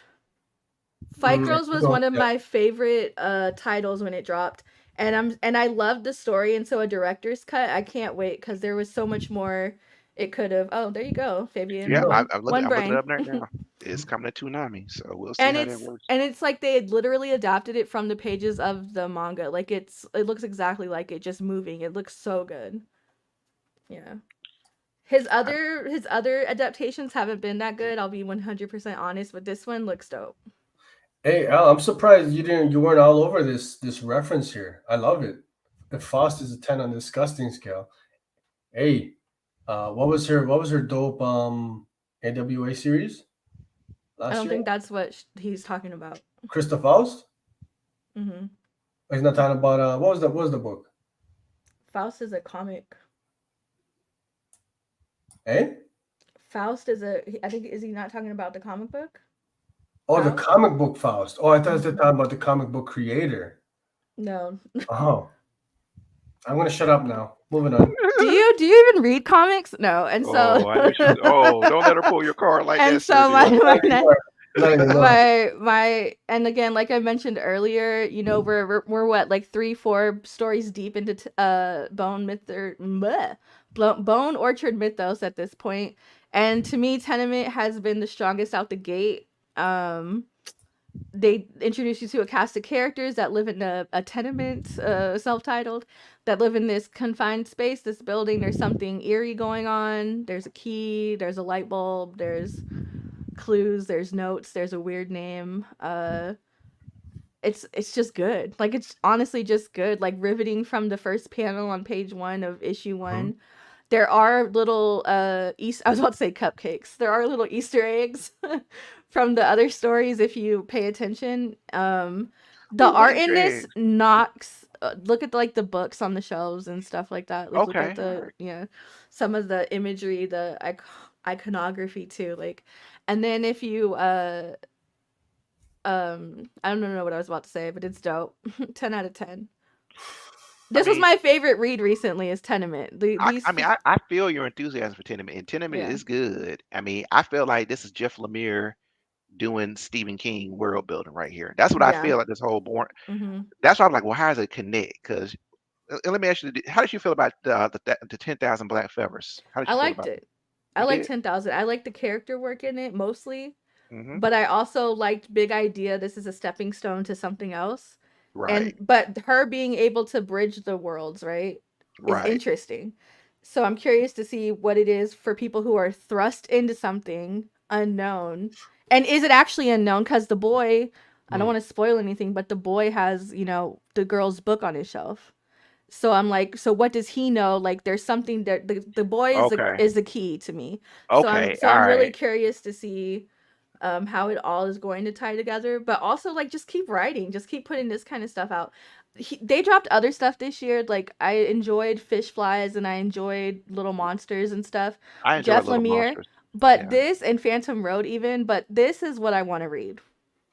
I enjoy Phantom Road too. I mean, if I had to rank them, I mean, I think I'd agree with you. I mean, Tenement, probably Phantom Road. And I feel like he has another book out right now. And Fish Flies, I had to reread Fish Flies a couple times. Like, all right, what happened again? Yeah, it's about flying fish. But the guy turned into, he turned into something in the end. I had to like look at what the hell happened. But yeah, I very much missed your top tier comedy there. Oh. Thank you. And I don't even try. It's weird. You don't. That's what I'm saying. No, it's effortless. Man. So, okay, we were talking about slow burns earlier, right? I would fair to say that this world that Jeff Lemire and Sorrentino are building slow burn. But this feels faster paced than the last few ones. It is, but it's still set at a pace that's slower than other horror stories, I would say. But it is I would say it's like in between. It's very much a burn. Okay. It's not slow. It's not fast. It's just burning. Okay. I think I like this. I agree with you, but I think I like Little Vampires the most from Lemire this year. I guess I'm over kids. I look at them all day long. But you want to get kids killed though, Elle. You want kids to get killed, but you over kids. That's why you over kids. Throw Anakin in there, and I'll read it. But I like the ending of Little Vampires. I was like, that's why I was like, okay, this makes sense to me, And I think Jeff Lemire story is good. That was probably the slowest of burns of Lemire this year. But it was good, And of course, last year my Lemire book was May's book. I loved May's book. I felt like I wanted to cry in the May's book. I didn't, but I felt like it. Yeah, I cried when I paid that $125 for the. Oh, excuse me. But I have a piece of history. Yeah, true. So that particular edition won the Eisner. Yeah, for the design. Man, I mean, it is good, but $150 US? 125, I think. 125. Yeah. Oh, that's like 175 Canadian. That's for like a book. I don't know. But it's hand stitched. It has. It's gorgeous. It's gorgeous. I mean, I mean, like I said, I don't have that kind of disposable money for one book, but hey, No. for one I book, mean, you gotta finesse it. It was close enough to my birthday that I was like, birthday present. you told your husband like, "Hey, get me this for my birthday." Oh, I didn't ask. I said I'm getting this for my birthday. Oh, you got it for yourself. Like, All I'm right. feeding myself. You're like one of my clients. She's like, "I bore your children. You're gonna get this for me." She's like, It's a pretty like I feel like I don't have very many vices outside of boxed wine, so the least you could do is buy me a "Side of book. box." Oh man. Okay, so we got Al. What was your top 2 tenement? Love Everlasting, number 10. Ribbon Queen, number 1, and Tenement, number 2. But Tenement, number 1, go back. Love Everlasting, go back. It's such a good series. Oh, sorry. Here we go. And I'm gonna be honest with you guys. I haven't been reading a lot of comics, but what I have read is very specific to what I like. So, and not necessarily current either. So, like I just read Night Eaters. I really enjoyed that graphic novel. Is it the one by Marjorie Liu? Yeah. Yeah. I've been reading like some like old Hell Blazers and I've just Oh, been. so you on a horror test? What I like about you, Elle, you'll read horror stuff before it's horror time, like before it's October. Oh yeah, I'm a horror fan. I'm a horror fan. But you'll read it before it's October when most people start doing it. Oh yeah, like all year long for me. Every day is bleak, so why not? Oh, you scare me, son. I'm worried about you, my friend. She says, "Well, I got We've that been box here of for. wine." I haven't been on the show for this long in a long time, so I'm clutching at straws here. Hey, Marquelon, what are we talking about here, baby? What do we got here? What do we got here? All right. So this time I'm surprised. I don't think I had any indies in what I submitted, but it was mainstream. But this book, Adventures of Superman John Kent, number 6, got everybody on Twitter mad. Because there's people who just hate John Kent being grown up. They hate John Kent being grown up. They hate that he bisexual. They just like, I hate it. Oh, so this is that same Superman. Okay. Yeah, but it's Tom Taylor, and Tom Taylor basically put John Kent in the Injustice world. And Tom Taylor, how I became a fan of his was when he was writing the Injustice comic books, because he was the definitive writer for Injustice for me. So basically, this is the conclusion of the series where basically John Kent is gonna fight Superman, Clark Kent, Injustice style. That boy got a long neck, huh? Hey, and apparently he has this super ability now where he can do a Super Saiyan charge now. This Justice from the outside looking in, this just looks like the silliest. It really does. Take on Superman. But I'm telling you, I mean, I like it because Yeah. I mean, people complain about this is this woke stuff, and I don't really care about that, but No, it looks like it's just like fun, like just fighting. and that's what drew me to it, but it didn't actually have the fight that you thought it was going to have. Now, is this art? Because the art looks, is this like typical of Injustice storylines now? Because I remember the art being a little bit darker prior. No, this is the style right now. I mean, they don't even do Injustice stories anymore. Oh, Injustice is done, but that's why whenever Tom Taylor gets the chance to go back and revisit that world, I was signed on for it. And as you see, Superman's suit is cute. He got a long front, small back. It's cute. I like it. This is his solution pads. to fighting Superman. Just to I'm just going to give you a hug and talk it out. I've been there. And that set Twitter on fire. I can't believe that I waited for this fight and we didn't get the fight. I'm like, man, it's a different way to approach conflict. I get what they were trying to say. We could talk it out. Not Injustice literally being like the most violent storyline. Which I think Tom Taylor wanted to point out. Like, I know I'm famous for Injustice stories where I'm killing people and breaking bones, but let me try something different this time. That's funny. You gotta stick to the winning formula, baby. It's good.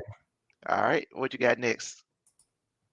Doctor Strange, man. So this surprised me, man. I like 𝐬𝐭𝐚𝐲.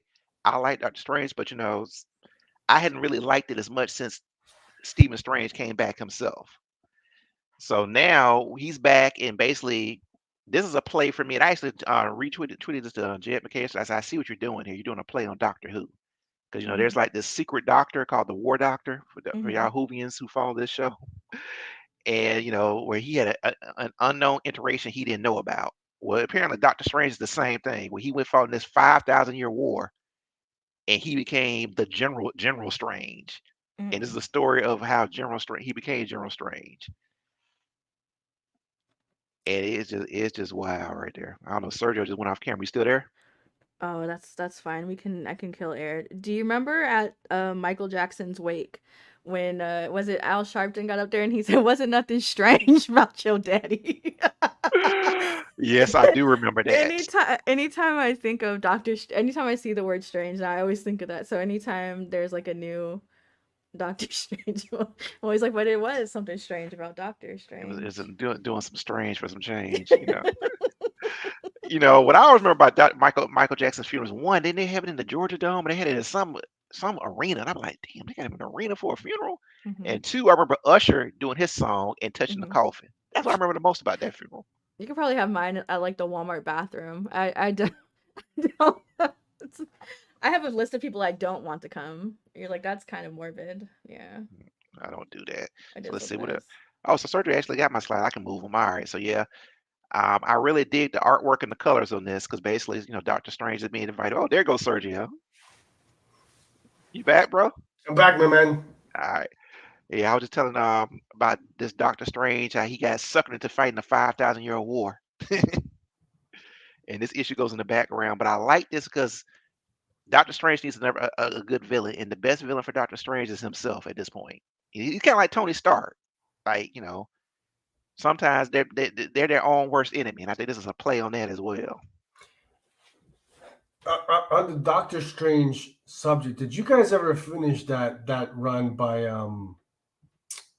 it was recent. I want to say it dropped late last year or early this year by the artist. It was like that super psychedelic.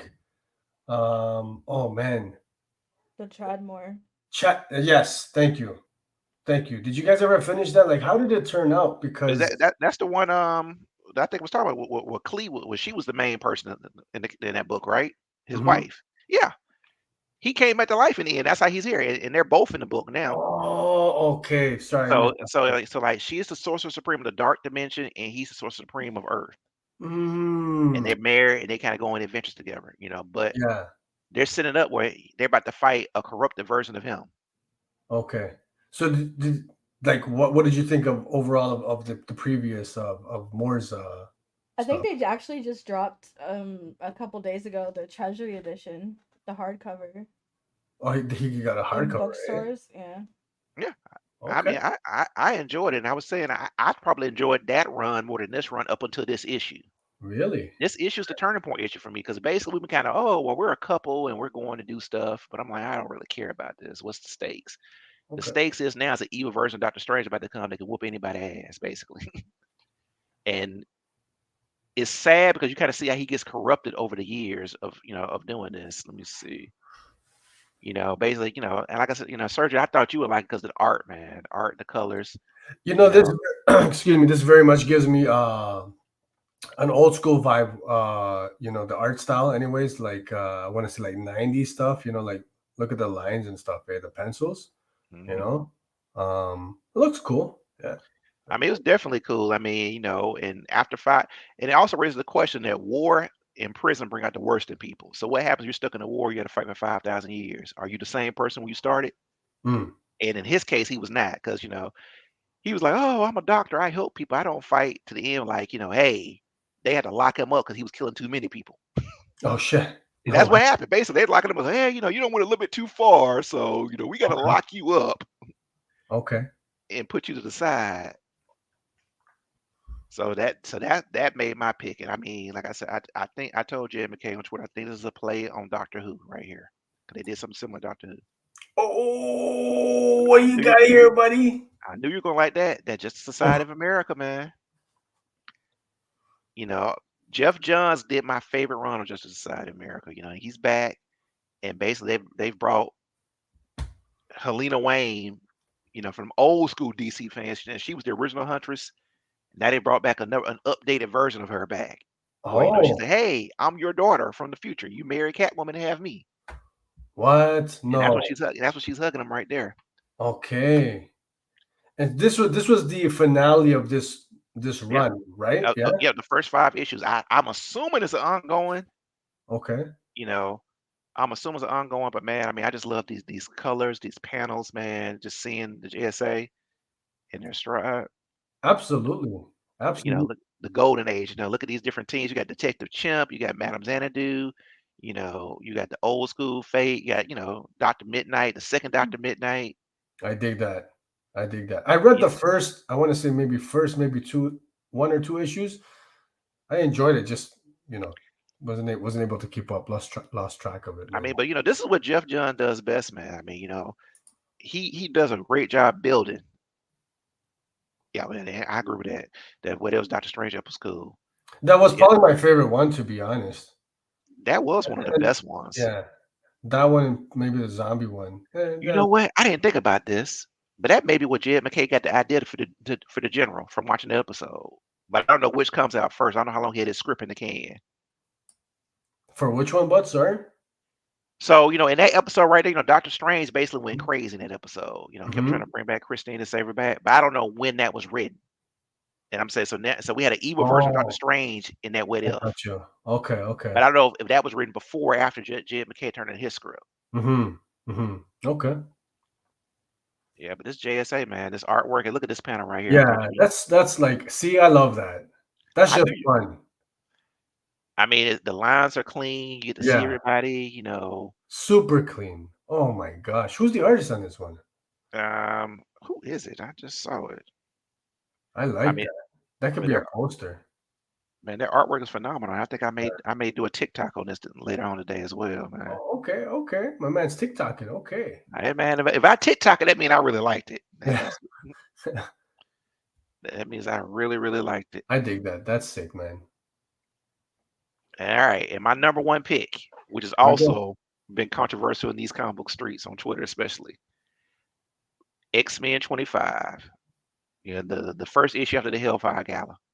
Oh, now this I have heard a lot of discourse on this, and to be honest, from what I'm hearing, most folks are not digging it at all. I loved it, man. I Oh, there loved you it. go. I loved it. But let me ask you, why people say they don't dig it? I haven't got into too much detail because I'm not invested in this IP right now, but I'm just hearing things like it was a hot mess, it was you know, garbage, you know, things like that. As to why they're saying that, I couldn't tell you, but like I'm hearing a lot of not nice things about this series, man. Man, I mean, basically, a lot of people are mad. It looks like the animated show artwork. A lot of people are mad because, you know, the Hellfire Gala, basically, Orchis came in and did a red wedding on the X-Men, basically. They killed a lot of X-Men. In fact, a lot of people, because I mean, I was, you should have seen when I was reading it. I was like, oh, this is the most black people I've ever seen on the X-Men team. You turn the page, oh man, they're all dead now. That's literally how I felt. I've been a long time X-Men reader, and I've seen them take a lot of L's. This is probably one of the worst L's I've seen them take in a long time. Is it too spoiler to ask who got murked? No, I mean it's been out roughly 2 weeks now. Oh, okay. I mean, Cannonball, he made a team. Tempest, she made a team. She got killed. Prodigy, he made a team. He got killed. Jubilee, she made a team. She got killed. I mean, people like I have never seen it. I mean, you had Sync and you had Talon. You know, the older clone of X-23. People are like, this is the most diverse X-Men team I've ever seen. Mm-hmm. You know, you got black people, you got black females on here, you got an Asian girl on here. You know, the white man is the minority on this team, and the Juggernaut, he was on the team too. You know, and they got killed. And even made it even worse that, you know, basically Orchis forced Charles Xavier to mind control all the mutants on Krakoa to go through the portal and leave Earth. So it was a big L. So now you have a limited amount of X-Men are still left on Earth. Shadowcat is one of them. And if you're a fan of that old Chris Claremont, Kitty Pryde and Wolverine miniseries, where basically she was trained to be an assassin, this is a throwback to that. Okay. You know, basically she finds out like she's the only mutant that can still use the portals. She goes in, and they're like, "Oh, what are you gonna do? You know, all you do is phase through stuff. You can't do it to us. Your power is defensive." Yeah. And she's like, "All right, let me show you what I can do." And she just started murking people, man. Like phasing her hand through her throats and pulling their throat out and stuff like that. You know, what else did she do? putting somebody in the ground and face them through the ground and killing them that way. That's pretty sick. Phasing a gun into somebody's head. Oh, I see that. That's pretty dope. I like that. I was like, I said, what? Kitty Pryde got a show. She's like, I'm gonna show you what my teacher taught me. They thought she was talking about Xavier. She was talking about Ogun, the Devil Samurai. Look at this. She's phasing grenades off of people and sticking them inside their bodies so they can blow up inside of them. Yeah, that's sick. That's some cool action. Yeah. Phasing people through their uniforms, the helmet is stuck in their head. All kinds of stuff, man. Okay. So clearly this was your number one pick. So you enjoyed it, man. So I was pleasantly surprised. I didn't expect this to happen. I didn't expect Kitty Pryde to just go kill people. Yeah. Bat being Shadowcat. She feels guilty by the end. She's like, hey, y'all got rid of X-Men. Ain't no X-Men no more. No more rules. I got to do what I got to do to survive. Yeah, I'm a figure drawing on this one. I mean, action wise and what I'm seeing here, that is pretty sick. That is pretty dope. Yeah, I don't. Not for all characters, but like someone like Kitty Pryde, I think is interesting this year. Kind of turn like a little darker, right? You know what I mean? Like, right. I mean, and I remember specifically when the Astonishing X-Men, when they recruited her, they said, "Hey, we want you here because people like you. You look like normal humans, but your powers are defensive in nature. You help people from getting shot and hurt." This is a nice play on that. Like, just because you think I can phase and walk on air, don't mean I'm not dangerous. Mm-hmm. Who's writing this one, bud? Jerry Dugan. Oh, okay. Jerry Dugan's writing it, and he actually followed me back on Twitter when I tweeted on this one last night. Oh, look at that! He got the follow. I was like, oh, look at that. He's like the one guy in the Twitterverse who like my boat gave me a compliment, bro. Oh, Jerry Dugan is good. I mean, as I've read more of his work, especially like I think Savage Avengers would really sold me on him. Because I was like, this is whack. And I actually was like, well, let me just buy a bunch of them and read them. And I read them. I said, this is actually good. Savage Avengers. Wasn't Zach Thompson on that, or did he do like a one shot for that or something? What did he do? Oh, we lost Al. Didn't he do 𝐬𝐸? Oh, is that what I'm thinking of? Yeah. Mm-hmm. Oh, okay. Savage. Mm-hmm. Savage. Yeah. You read comics. I read comics. Don't let her pull your car, sir. Hey, she's got me now. Jeff, man. Listen, guys. So just to recap, your top three, Marquelon? Yeah, top three. Number one is going to be X-Men 25. Okay. Number two, I'm going to make that Strange, whatever issue that was, Strange number 5. Mm-hmm. Number three, I'm going to make JSA number 5. Okay. Listen, that JSA super clean. I love that. I mean, I love that artwork, man. I mean, I was like, man, I just want to read this again, look at the pictures. Yeah. Benny's saying it looks like the animated show artwork. It does. I like that. I think that's probably why I dig that vibe. Al's busting my chops saying I don't read comics. You're not far from the truth, dude. I wanted to read just one book this week, and I couldn't even get to it. What were you trying to read? I wanted to read the Sacrificers from Remender. I've heard good things, even though it's fantasy. Like, Remender, he does this thing, and then after I know it's completely different genre, but after A Righteous Thirst for Vengeance, I'm down to read anything of his. What sold me on Remender actually was Fear Agent's probably the first thing is I finished and enjoyed, but Black Science is what sold me on him. Mm-hmm. I really enjoyed Black Science because I was like, especially that ambiguous ending to Black Science. I was like, okay, so it's like a paradox, basically. Mm-hmm. What are you doing behind the scenes? See, this is why I can never fully trust this woman because she got the camera. I don't know what she's up to. Well, you know what? You actually did me a favor by taking over behind the scenes because I've been able to play my Switch the entire time. Are you? What are you playing? No, I'm just kidding. Not this time, but I've been known to dibble dabble on my Switch. I'm sure you have, ma'am. My husband gets on me all the time for playing my Switch and watching TV and listening to podcasts at the same time.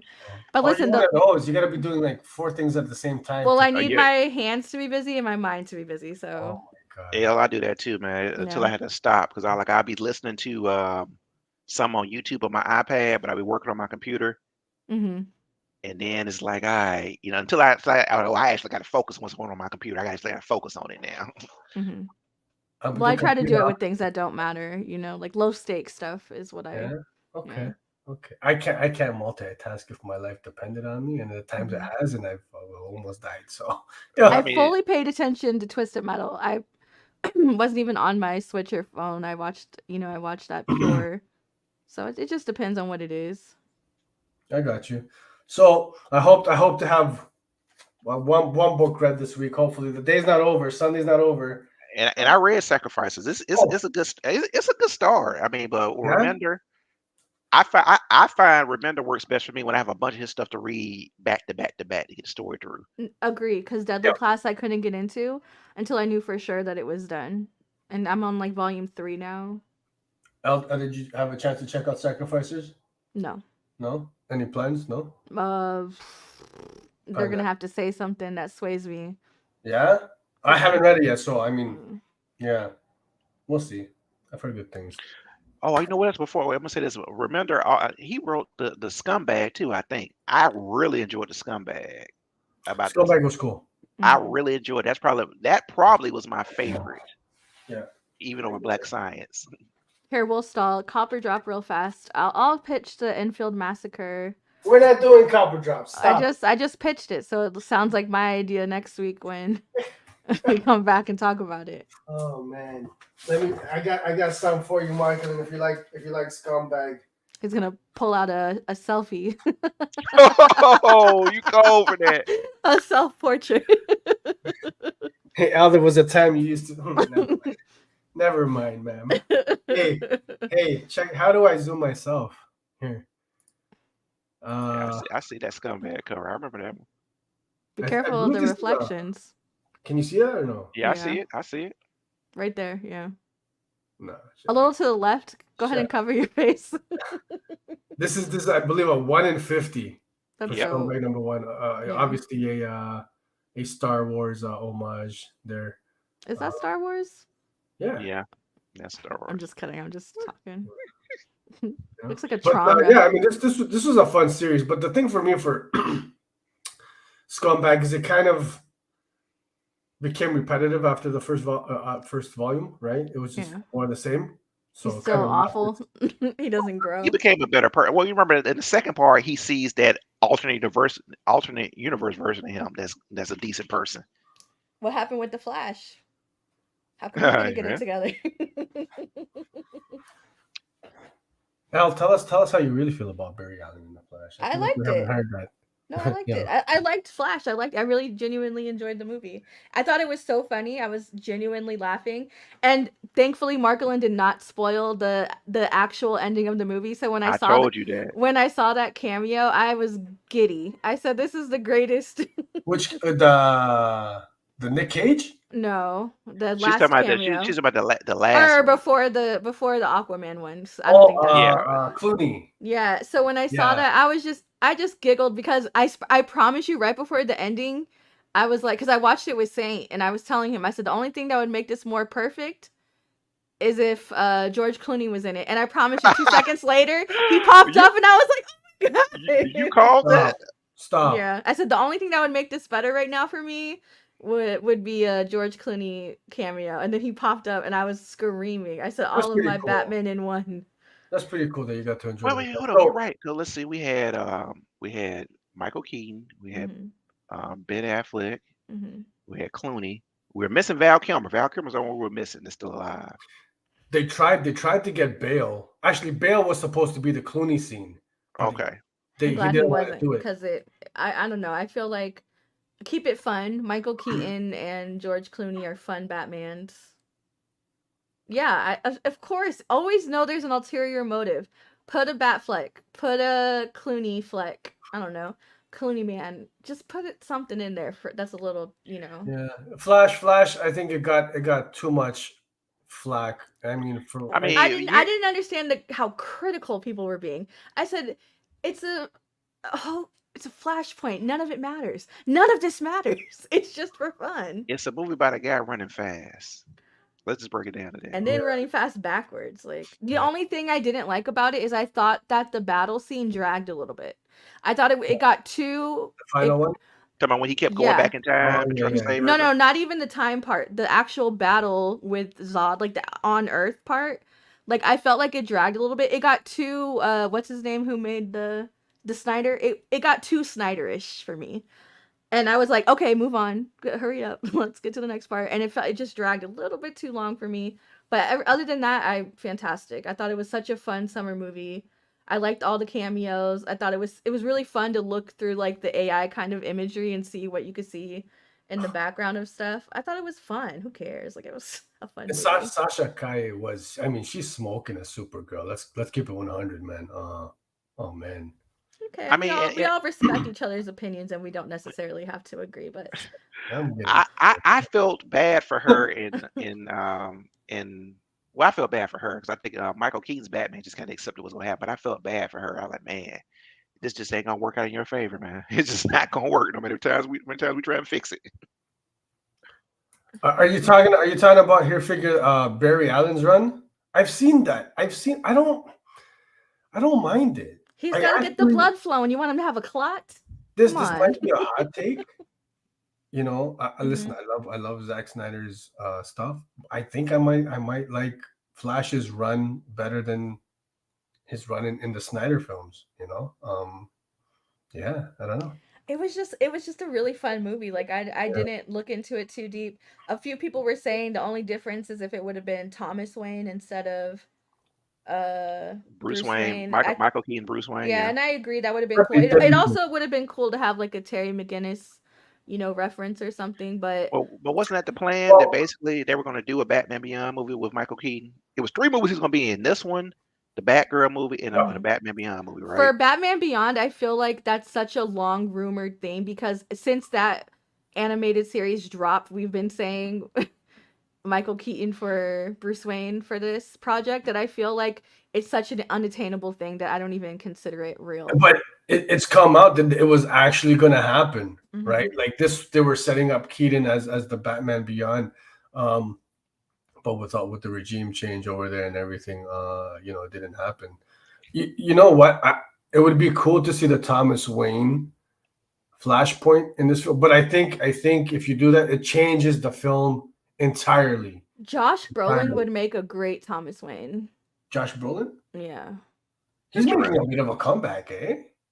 The gritty, dirty side of him would make a great Thomas Wayne. What are you, an old, dirty man? I love old men, but I just think that I just think that, a man of life experience. But no, I think Josh Brolin would make a great. I think you could probably turn somebody like Timothy Oliphant, which I think I just learned how to say his name for real, and I don't like it how he actually pronounces it.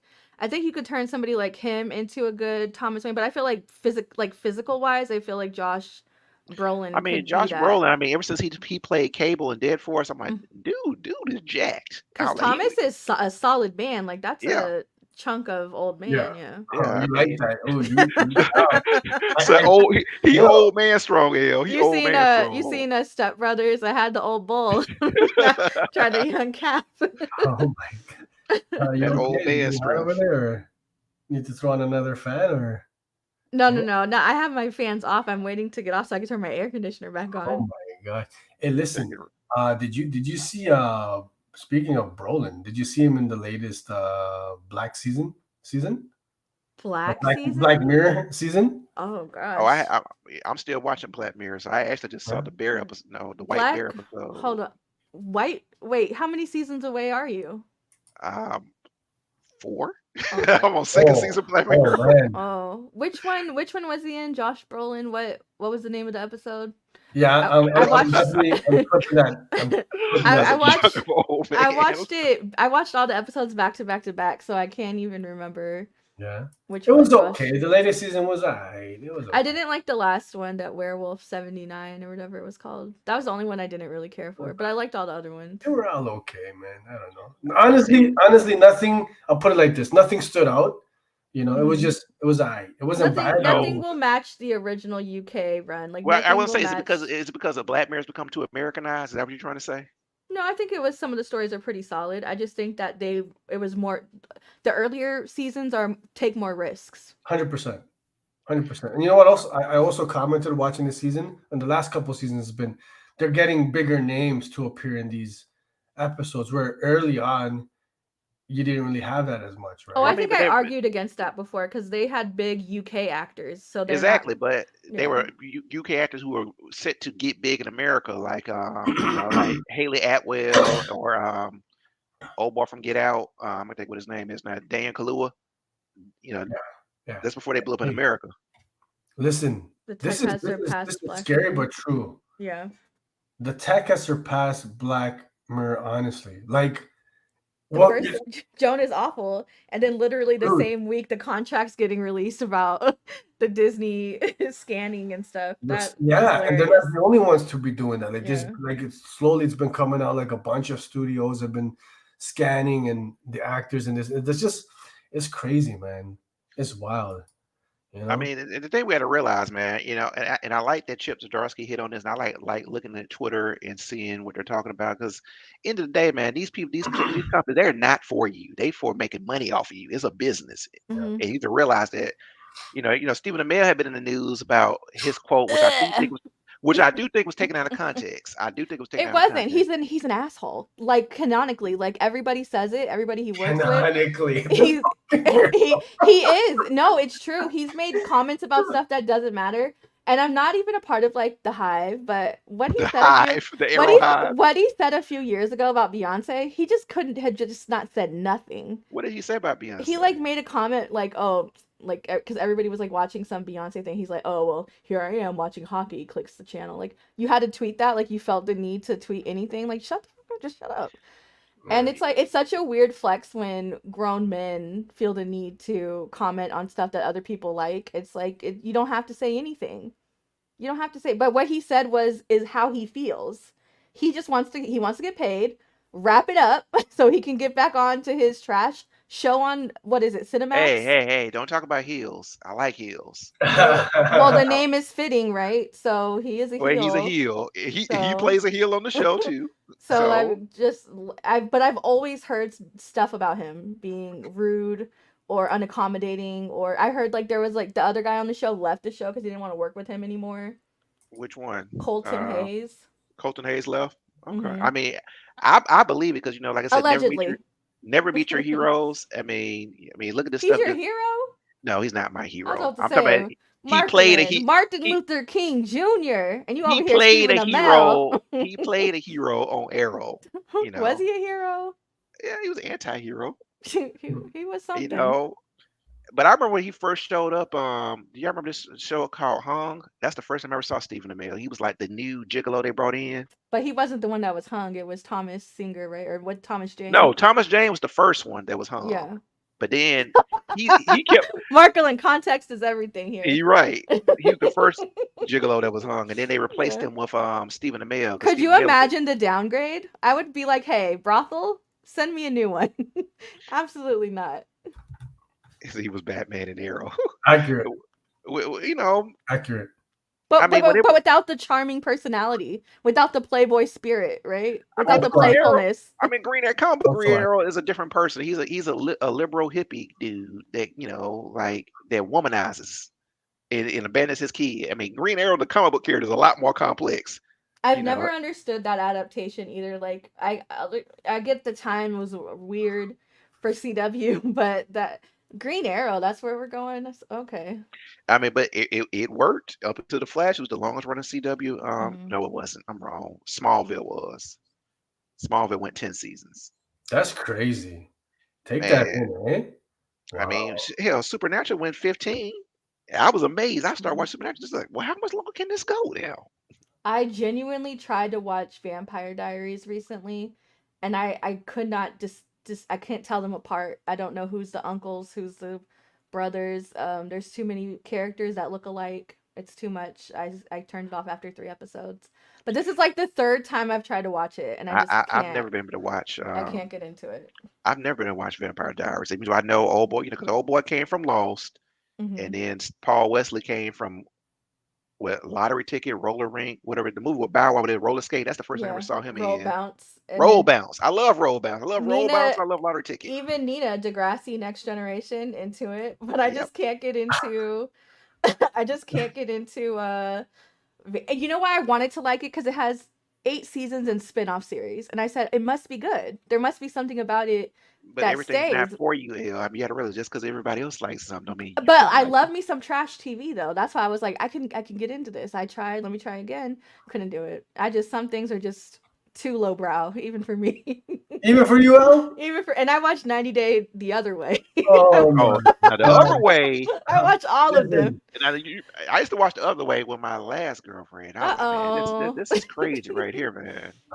Like, Nobody, are especially, you watching 90 Day UK? I am not. I mean, and I got Discovery and Max. I could watch. I Yeah. was like, I just gotten out of it. 90 Day Fiance. It's good background sound, when I'm cleaning or doing other stuff. That's what I heard. No, truly, like I know the 2 main characters because obviously like they've been around for some time. But everybody else, I'm like, is that not the girlfriend? And it's like, no, that's the sister. And I said, that's this.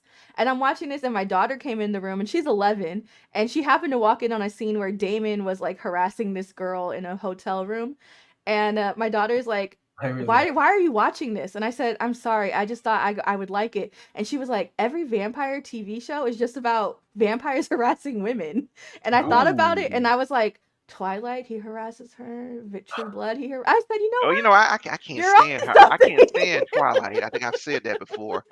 True Blood, I couldn't stand it at first, but then I was like, well, I just realized True Blood is some straight debauchery. Once I accepted, well, this is Yeah. debauchery. I mean, my boy said, man, once this dude crawled out the ground and went and had sex with this chick, I knew what the show was about at that point. I said, you're right. He said, once I had to repent after the end of every episode, I said, oh, I got it. I get the formula. It just, and my favorite line, Jessica, I am your maker. I am your maker, Jessica. You will do what I command. I am your maker.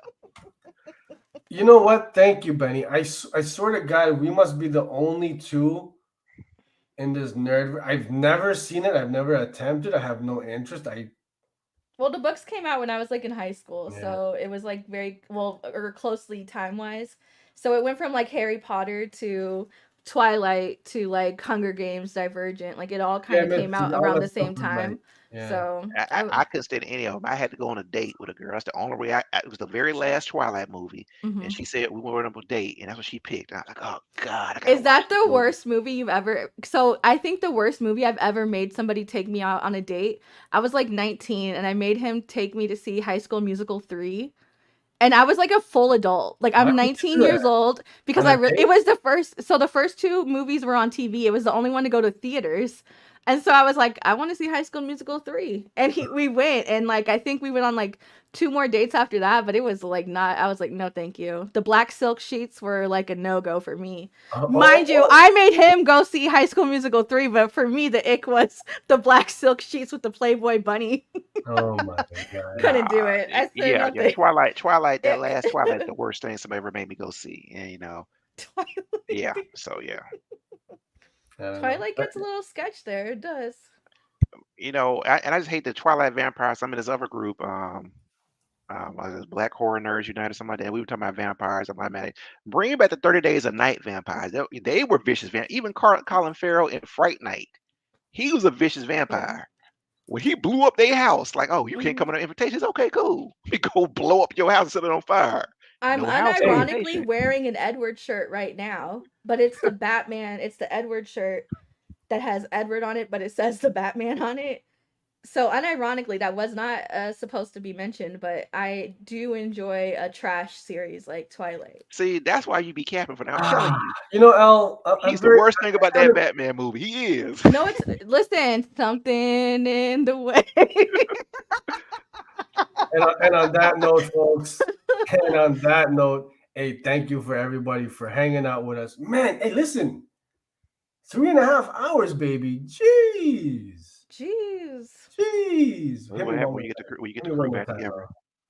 One more time. Come on. Let's go. What? Come on, man. I'm gonna plug my stuff real fast. Phono on Wednesday. What? Phono on Wednesday. What the hell's Phono? Come watch my show on Wednesday for one night only. Okay, here. We're talking 2V originals.